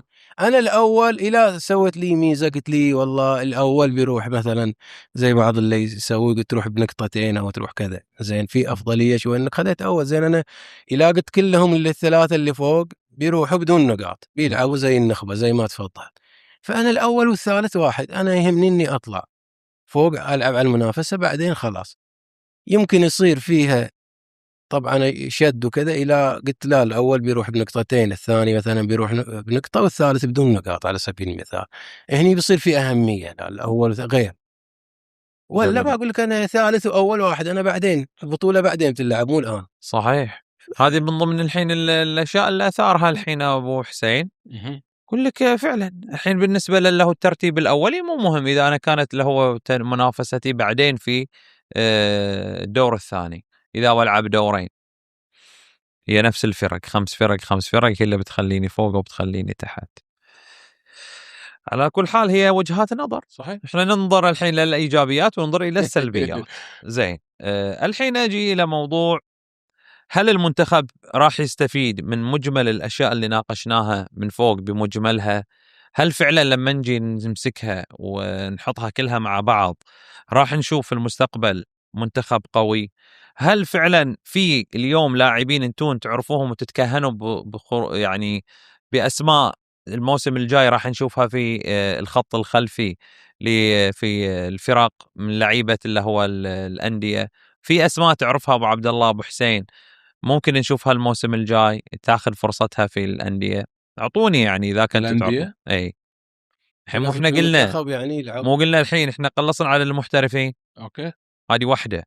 مو قلنا الحين اللعيبة الكبار راح عددهم محدود وبيتوزعوا بين الفرق.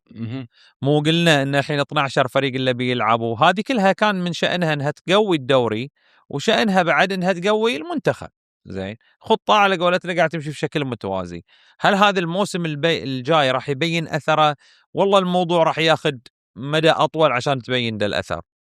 هو أنا أتوقع أن من نهاية الموسم الجاي بيشوف أسماء جديدة طالعة. من بداية الموسم الجاي؟ لا، نهاية الموسم الجاي أو منتصف بيشوف، يعني بيشوف بوادر في لعيبة جاية وتطلع وحصلت في لعيبة تعرفها ما أنت وحصلت لها الفرصة عشان إنها تشارك، مثل ما حصل عندكم هنا في الصفا. يعني اليوم نشوف مويس وين هو ده؟ صحيح. حتى في السكور شيت يمكن ما يسجل في المباريات. اليوم شوف من الأسماء الأوائل 10 الأوائل المسجلين. فقيس على ذلك لما يحصل له الفرصة ويجبر المدرب أن عندك هذا العدد اللي عندك اللي تشتغل فيه. جميل. زين، راح ينتج لك لعيبة جدا وراح تشوف أسماء جديدة إن شاء الله تصف مصلحة المنتخب، ومع الوقت راح يعطيك أداء جيد.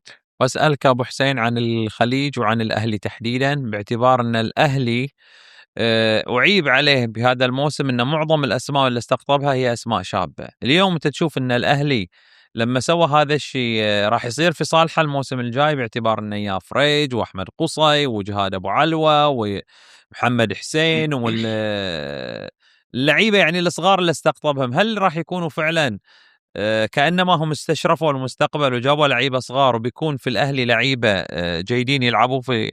طبعا الأهلي قد يكون أكثر المستفيدين، بيكون من الرابحين. المستفيدين طبعا، جاب لعيبة مميزة، لاعبين دوليين درجوا في المنتخبات فئات السنية. واعتقد الموسم هذا وكأنه تحضير إلى المواسم الجاية، متى ما عزز نفسه وعزز حضوره. وأعتقد الأهلي أعتقد هو من الأندية اللي راجع على محاله، يعني بالتاريخ الكبير وبجمهوره.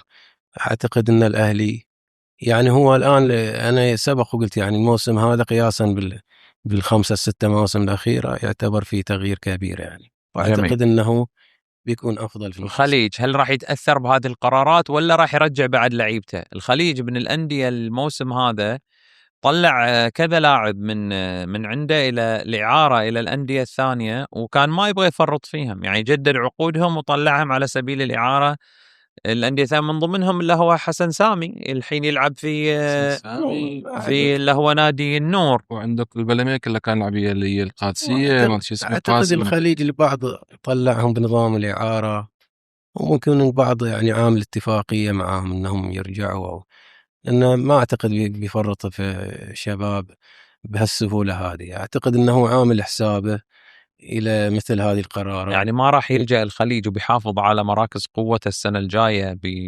احنا ما ندري الحين بيبقي الصياد ولا محمد حبيب، هل من هو اللعيبة الخبرة إن شاء الله يعدلوا بالقرار ويخلوا اثنين ويلعب واحد في الملعب يضل ما ندري.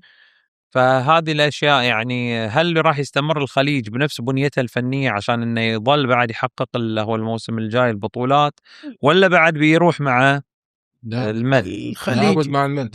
الخليج متوقع يواصل العمل، وهو مثلا يدد إلى الكابتن مجتبى من بدري ويواصل العمل. الخليج معروف عشق لكرة اليد، يعني أكيد أنه راح يواصل. بس السؤال للأندية الأخرى، هل هي بتستفيد من القرارات هذه وتعيد حساباتها وتعمل بشكل مختلف بحيث أنها تستفيد من هذه القرارات وترجع للمنافسة وترجع بشكل مختلف؟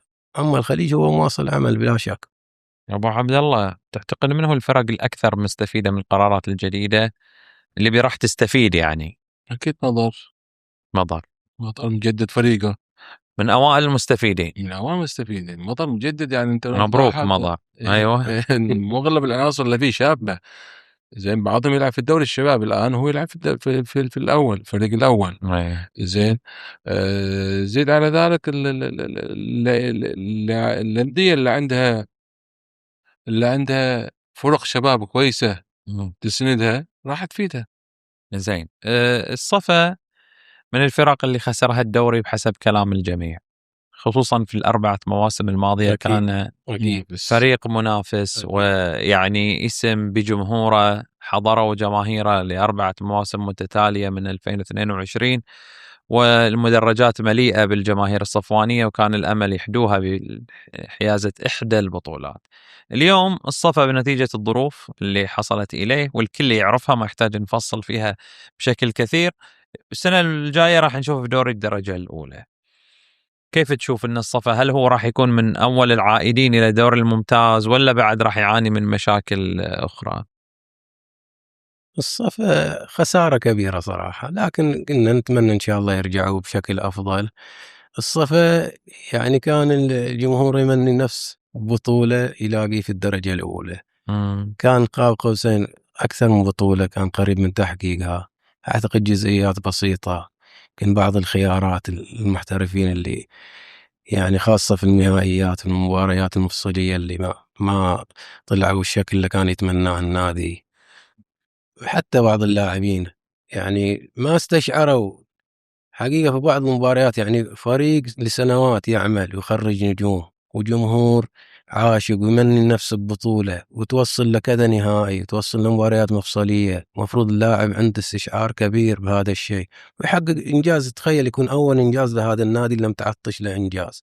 تستغرب في أوقات مفصلية، تذكر بعض المباريات كورة مفصلية في المباراة في وقت حرج ممكن تحسم لك مباراة، تحسم لك بطولة، يخش لاعب يعملها مبروم، يعملها له محترف ينجم طول الدوري، يجيني نهاية يشوف غايب في المباراة.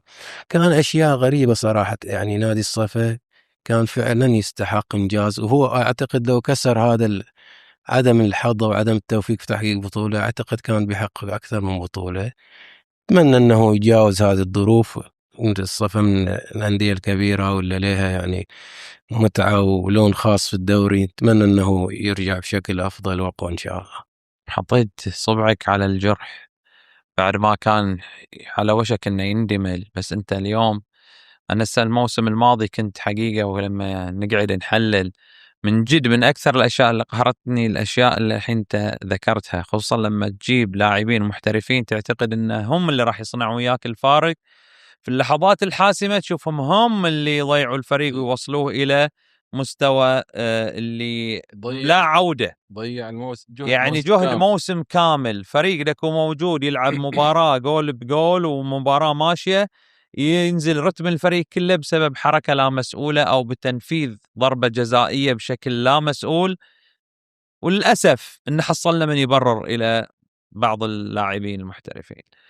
أبو عبد الله، وش تقول عن هالجزئية؟ لأن نبغى بعد ما نهضم دوري الدرجة الأولى. آخر سؤال عندي عن دوري الدرجة الأولى والثانية، وش تقول عن الصف؟ مهم السؤال الدرجة الأولى والثانية أبغى أتكلم فيه.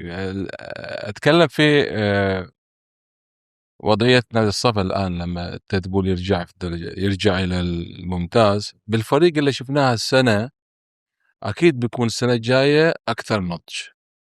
ودوري الدرجة الأولى مو زي الممتاز.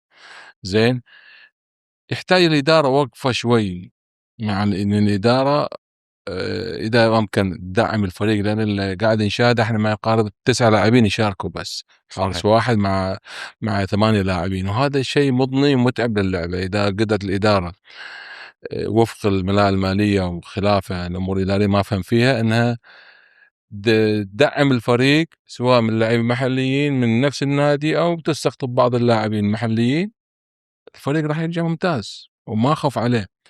اليوم بعزيز إحنا نعيش في وضعية الاحتراف، وضعية المادة.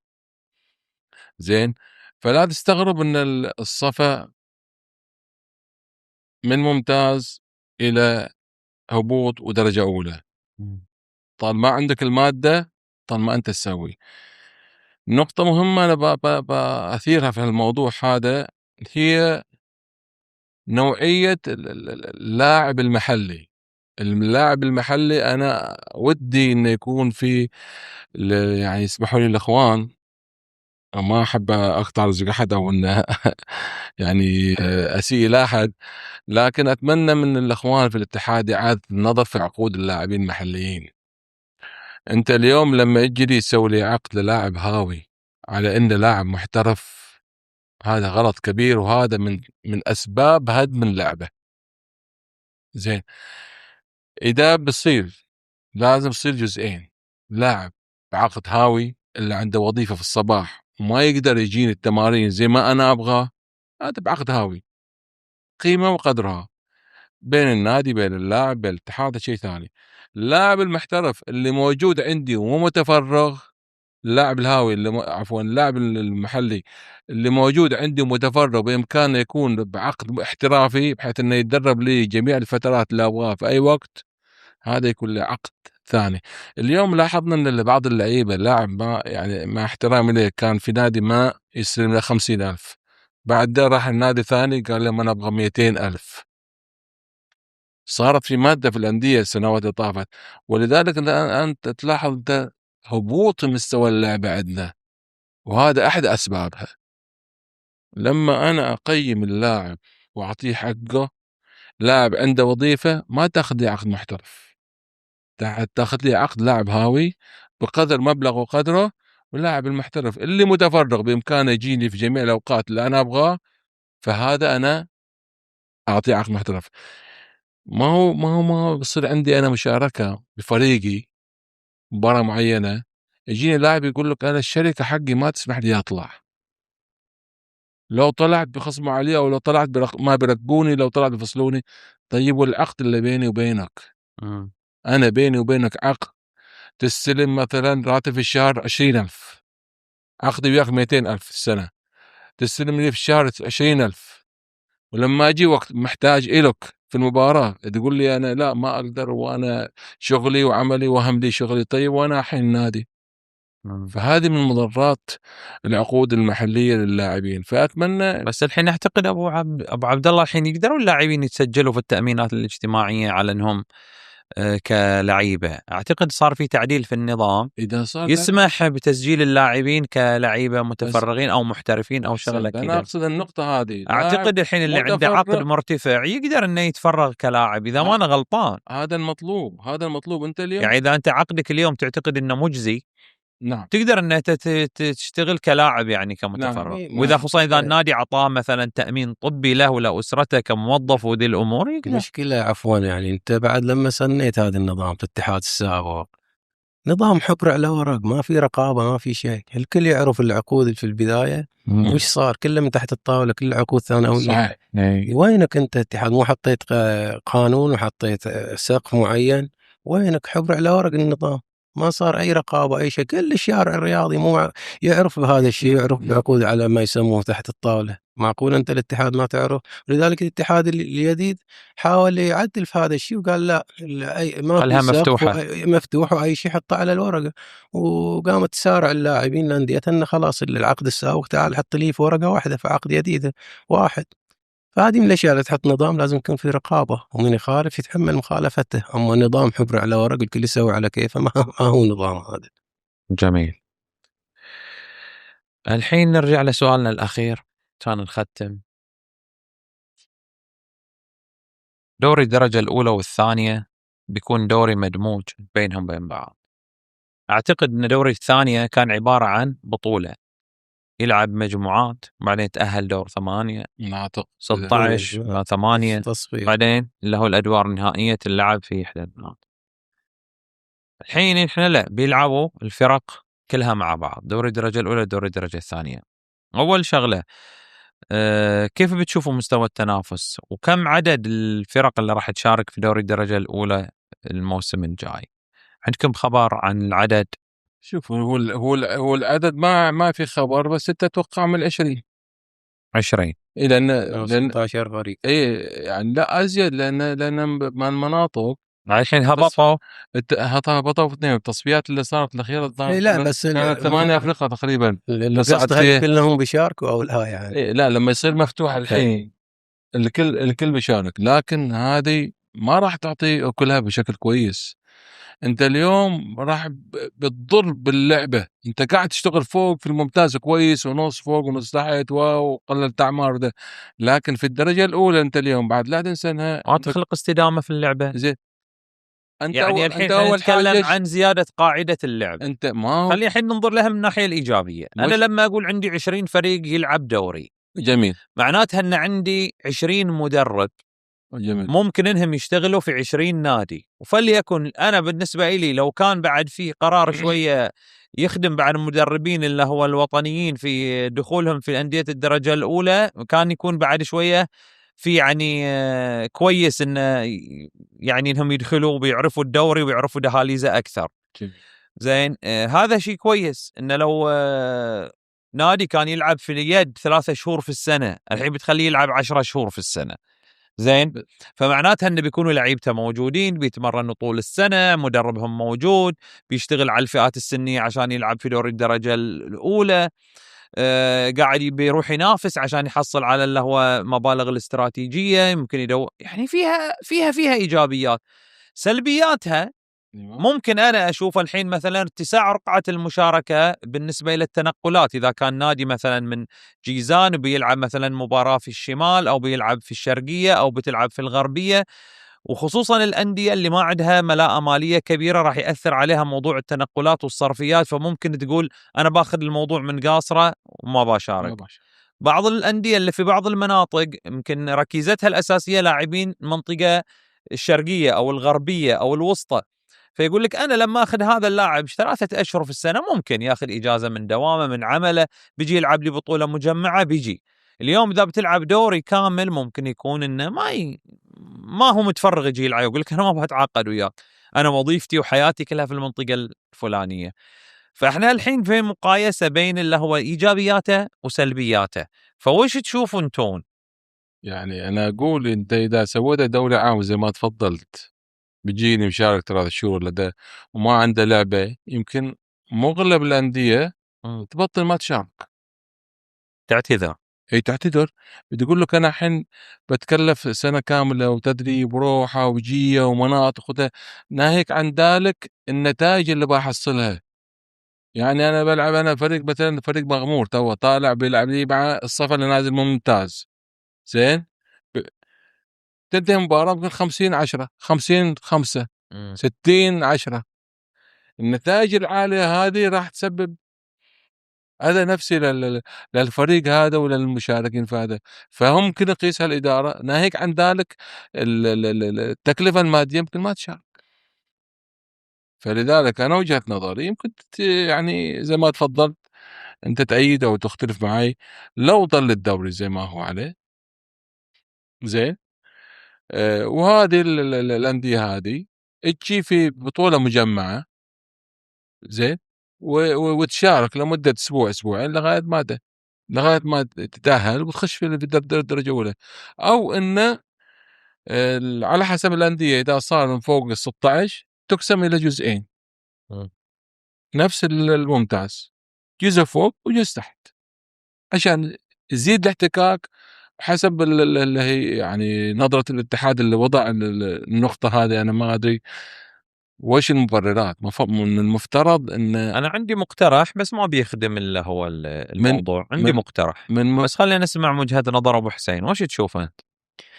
طبعا نظام التصفيات هذا متعب جدا، بس انت دمجت الاولى والثانيه عدد كبير زي ما قلت في سفر وفي انديه يمكن احس عليها الموضوع مكلف، يمكن حتى ما يخشوا في لكن لو خليت مثلا نظام المناطق هذا إن صح التعبير درجة ثانية سميناه، يكون دوري مثل الأولى، يلعب دوري. أنت اللي يبغى يشتغل وعنده طموح إنه يكون فريق ويصعد للأولى وبعد الأولى عنده طموح يروح أكثر من كذا، ولا هذه المناطق أنت شايف كلها مباريات معدودة، تلعب كم مباراة وعلى التصفيات النهائية 8 فرق تكون مجمعة، وبعض الفرق أصلا قبل يعني حتى يعرف المستويات الموجودة اللي بيلعب إياها، فبكم لاعب عنده جيدين مثلا من المنطقة الشرقية يفوز على هذه الفرق يروح للتصفيات النهائية.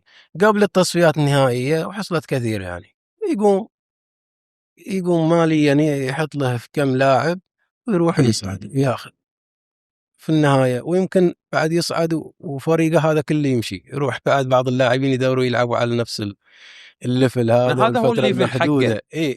واقول لك انا بعد بالنسبه لي جدوى ماليه احسن، العب لي 3 شهور في السنه وبحصل لي 40-50 الف احسن ما العب دوري كامل ب 40-50 الف. يكون هذا له دور ايجابي الدرجه الاولى. بالعكس انا حتى الاعمار هذه حتى في الدرجه الاولى مو كل من مثلا حس روحه خلاص ما يقدر يعطي في الدوري الممتاز يقول اروح الدرجه الاولى، ما عليه، بس خلي نفس الشيء حد لا يجمعوا لي اللي عدوا 35 و37 يروح يتجمعوا في فريق. المفروض بالعكس، انا ابغى استفيد من الشباب، في بعض لاعبين شباب يمكن ما يحصلوا فرصه في ناديهم في الممتاز، خليه يلعب يحتك هني، خليه يحتك هني، يمكن يثبت لي بكره انه قادر على انه يلعب في الممتاز.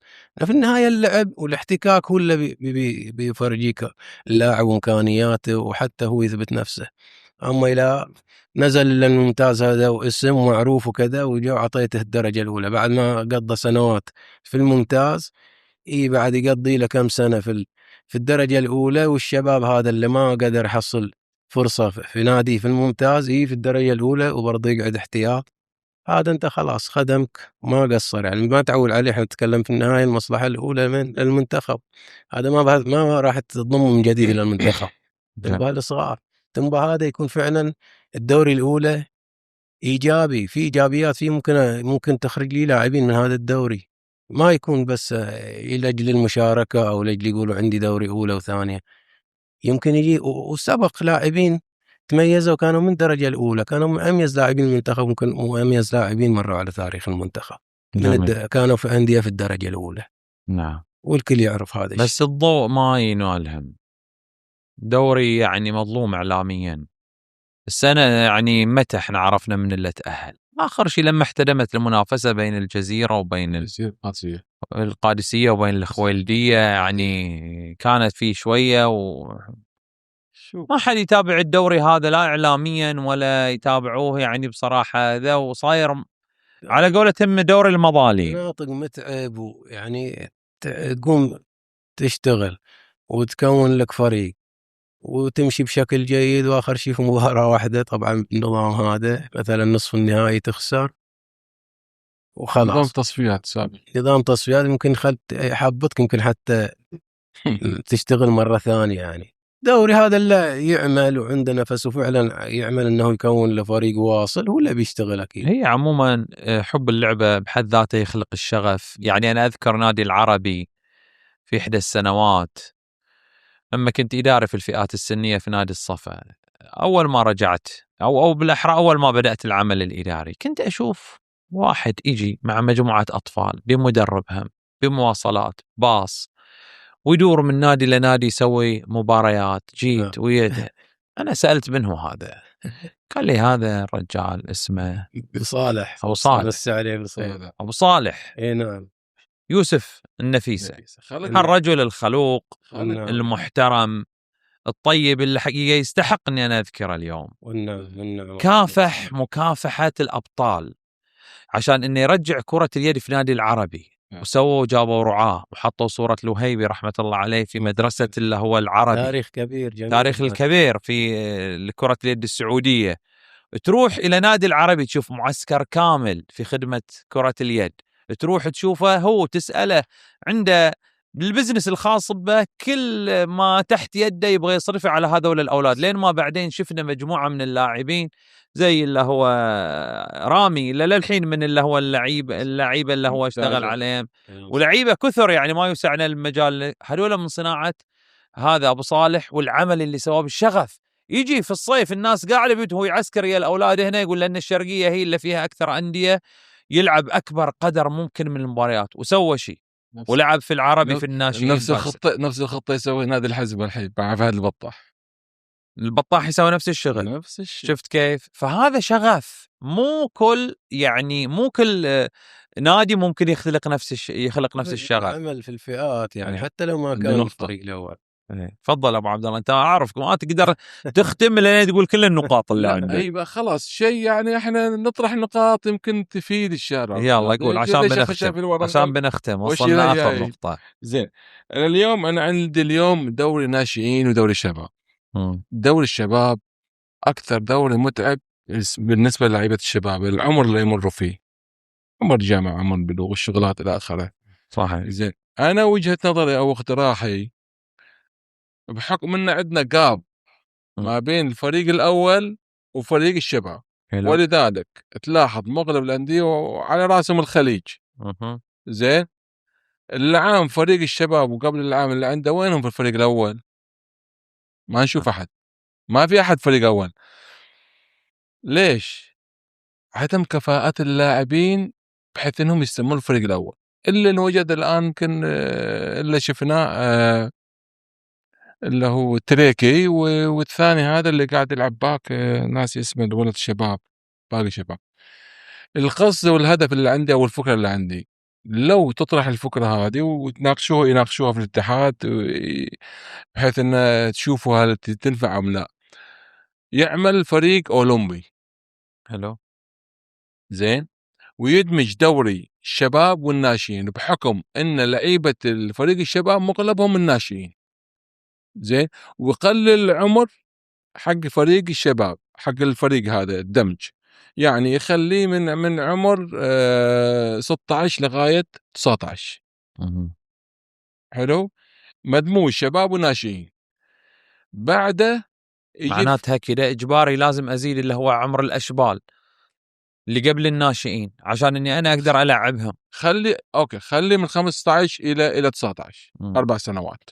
زين، من بعدها من 19 الى 22 سوي لك الفريق الاولمبي. هني اللاعبين اللي تتخرج من الشباب شيء طبيعي ما بتحصل لها موقع في الفريق الاول، لان الكفاءه حقتهم الا اللاعب النادر، الا اللاعب البيرفكت الموهبه هذا بيحصل له. زين، لان الشغل حقهم ما هو ناضج ولا هو يأهله انه يخش الفريق الاول. ونشهد بذلك على مغلب الانديه الموجوده الان. يعني انت تقصد ان نستحدث فئه الاولمبي؟ رحم الله والديك. في الفريق اللي هو لان عندك جاب انت من سنين يستهدف هذه الفئه اللي زين، ادمج هني تحت واستعوض هالاولمبي بدل ان الحين انت تقول بدل انهم ما قاعدين ما يلعبوا في الفريق الاول رحم الله والديك. نقدر احنا نلعبهم فئه الاولمبي عشان ان احنا نحتويهم عن التسرع ونعطيهم 3 سنوات شغل. جميل. بس الحين بحسب خطة الاتحاد اللي موجودة تقليص اللي هو أعداد اللاعبين في فوري الدرجة الأولى اللي هو بالنسبة للفريق الأول، وتقليص اللي هو الأعمار وتقليص المحترفين. فيقول لك اللاعب اللي ممكن بيحصل فرصته خليه يبذل مجهود ويكافح على نفسه ويحصل فرصته. احنا هذا الحين دور اللي هو المدربين في فترات الصيفية. نقول كده ليش أبو عزيز؟ لأن الفترة هذه فترة اللاعب خروجه من الشباب عشان يخش الفريق الأول، ما عنده الإمكانية، ما عنده ديك القدرة، ما عنده ديك الجاهزية، بحكم ممكن تلاقيه في جامعة، ممكن تلاقيه متغرب خارج البلد، يمكن عنده ظروف، يمكن إلى آخره. صحيح، وهذه طبعا مو موجودة بس في اليد، في معظم الألعاب فيها نفس المشكلة. الفريق القدم بس كرة القدم هي اللي متعب. أنا أدرك فيه سنين متعب السن هذا. سن حتى نضوج الفكر هني اللاعب يفكر انضج. انا الان سويت رجال لازم عندي وصل الى اعلى مستويات النضج الفني والفكري. فانت هني لما تستحدث فئه اولمبي ابو تحط فيه شغل 3 سنوات من 19 الى شو اسمه 22. زين، واللي تحت تدمج الشباب ويا الناشئين، بحكم ان مغلب الفرق تشارك ب6 ناشئين في الشباب عشان يمشوا. جميل. زين، خلي يستحدث اولمبي ينضج اللاعب، بعدين يخش عليك على الفريق الاول وانت ما غيرت شيء، نفس الدوري عندك 3 فئات. جميل. عموما انا ما بناقش وياك الفكره بكل حذافيرها لان وصلت لنهايه الحلقه، اني كنت بادخل وياك يمين ويسار ان عندنا فئات صغار وفئات اللي هو البراعم وفئه الاشبال والناشئين والشباب. وانا شفت الحين وفي موضوع طبعا انا حاطنا مخزننا لموضوع بستضيف فيه اللي هو مجموعه من المدربين الفيئات السنيه تحديدا، بطرح فيه مقترحك مخرجات اليوم اللي هو انا عندي والله مأساة. والله كنت انا ابغى، ما انا متعود اهاجم، واللي شافوني من قبل يعرفوني ما انا شخصيه هجوميه، هونت عن الهجوم من طلعت من اداره كره اليد، هونت يعني من 2015 هونت ما هاجم احد. لكن اليوم لما حضرت حقيقة في دوري فئات اللي هو البراعم وشفت حجم، لا يزعلوا منا الحكام ولا يقولوا مشخصنينها وياكم، شفت حجم التحكيم لدرجة ان انا قعدت اضرب اخماس في اسداس. قعدت اسأل اللي جنبي اقول له يا جماعة هذه البطولة البراعم ليهم لائحة تحكيم مختلفة عن التحكيم المعتاد ولا يعني ما ادري وش اقول. احنا ما عندنا حكام الحين يحكموا حتى في الفئات الصغيره، تقول لي تعال استحدث فئه جديده وطهب حكام. لا بالعكس يا ابو عزيز، حتى الحكام انا اقول لك حتى الحكام في لهم خطه عمل، صدقني خطه عمل خلال 20 سنه انت الخاسر 20 سنه ها، واحنا نقول خطه حكام غير اللي هو الناس اللي اشتغلوا 20 سنه. لانك انت تجيب لي لاعب وقت عطاه وتقول له بطل لعب وتعال العب تعال حكم، ما بيجيك. لكن انت لما تسوي لك خطه قصيره المدى تشتغل على اعمار كبيره وخطه طويله المدى على اعمار صغيره وتخطط لها بشكل كويس تشتغل. الحين دخلتي عموما في موضوع جديد، هذا الحاله الكلام اللي تقوله يبغى له نقاش حلقه كامله حول اتمنى يستفيد الحكام، والله اتمنى يستفيد، لان الخاسر الرهوه لا تقول له الخاسر صايرين حساسين ولا حد يقدر يقول له الخاسر شاءوا ام ابوا. الخاسر الرخوه في الاتحاد هي لجنه الحكام، هي الحكام زين. مجهود الفرق. اقول لكم انتبهوا لا تضربوا المايك، وانا اللي اعطيت المايك بوكس بسببك خليتني انفعل. ختم لنا ابو عبد الله. أقول الله يعطيكم العافية، وما قصرت أبو عزيز على البرنامج طيب، لكن أتمنى أن لا أحد يشخصن الكلام اللي قلناه. إحنا نتكلم بصفة عامة، إحنا نبغى المصلحة العامة لبلدنا، إحنا نشوف العطاء السخي اللي من وزارة الرياضة. مفروض أن النتائج حقنا تكون نتائج أعلى من ما هي موجودة اليوم في الشارع الرياضي. ولذلك إحنا نطرح بعض الاقتراحات إن استصيغت للبعض وحب يستفيد منها حبا وكرامة، ما استصيغت خلاص دخلها مني وطلعها مني وكأننا ما قلنا شيء. ونتمنى استمرارية برنامج أبو عزيز، والله يعطيك العافية. وسعدت اليوم بأبو حسين من زمان ما شفته. وموفقين إن شاء الله. أبو حسين ختم. سعدنا بلقائكم، مشكورين على الاستضافة، وإن شاء الله نكون قدمنا شيء وكنا ضيوف خفاف ظل مثل ما يقولون. نتمنى ازدهار والتطور لمملكتنا الحبيبة في ظل قيادتنا الرشيدة أيدها الله في جميع المجالات. وإحنا اليوم إن شاء الله نكون قدمنا شيء، إحنا نحاول نفيد ونستفيد، يعني كنا مكملين لبعض وكنا تحت أو في مركب واحد للنهوض إن شاء الله برياضتنا ومجتمعنا ومملكتنا الحبيبة. التوفيق للجميع إن شاء الله. يعطيكم العافية، ما قصرتوا، دائما تتحفون بآرائكم وجهات نظركم. اسمحوا لنا لو طولنا شوي. أنا سعيد اليوم بظهور أبو حسين ويانا، بن بطوطة اللي لعب في 7 فرق سعودية، كل الأندية السعودية تعرفه. حقيقة لعب وكان ممتع، ودائما ما كان يغلب عليه طابع الأخلاق والهدوء وروحه الحلوة اللي تطفي على المكان. أنا لمست حلاوة روحه حقيقة اليوم وياي في الاستديو. شكرا لك أبو حسين تلبية الدعوة. وطبعا نبغى لو دعيناك مرة ثانية لا تتعذر، أنا ما طلع، أنا ما كده، خليك ويانا على الخط. اليوم كسر حاجز الحياة والخوف، خلاص بيجيك في الجايات. خلاص نتمنى. عزيز وغالي، شكرا لكم لمتابعتكم وحسن إصغائكم. نتمنى أن اللي نقدمه يعني يحوز على رضاكم، وإذا حاز على رضاكم حطوا عليه علامة لايك، وكذلك شاركوا به الناس، خليهم يشوفوا المحتوى اللي ننزله. في أمان الله، ونلقاكم إن شاء الله في حلقة قادمة.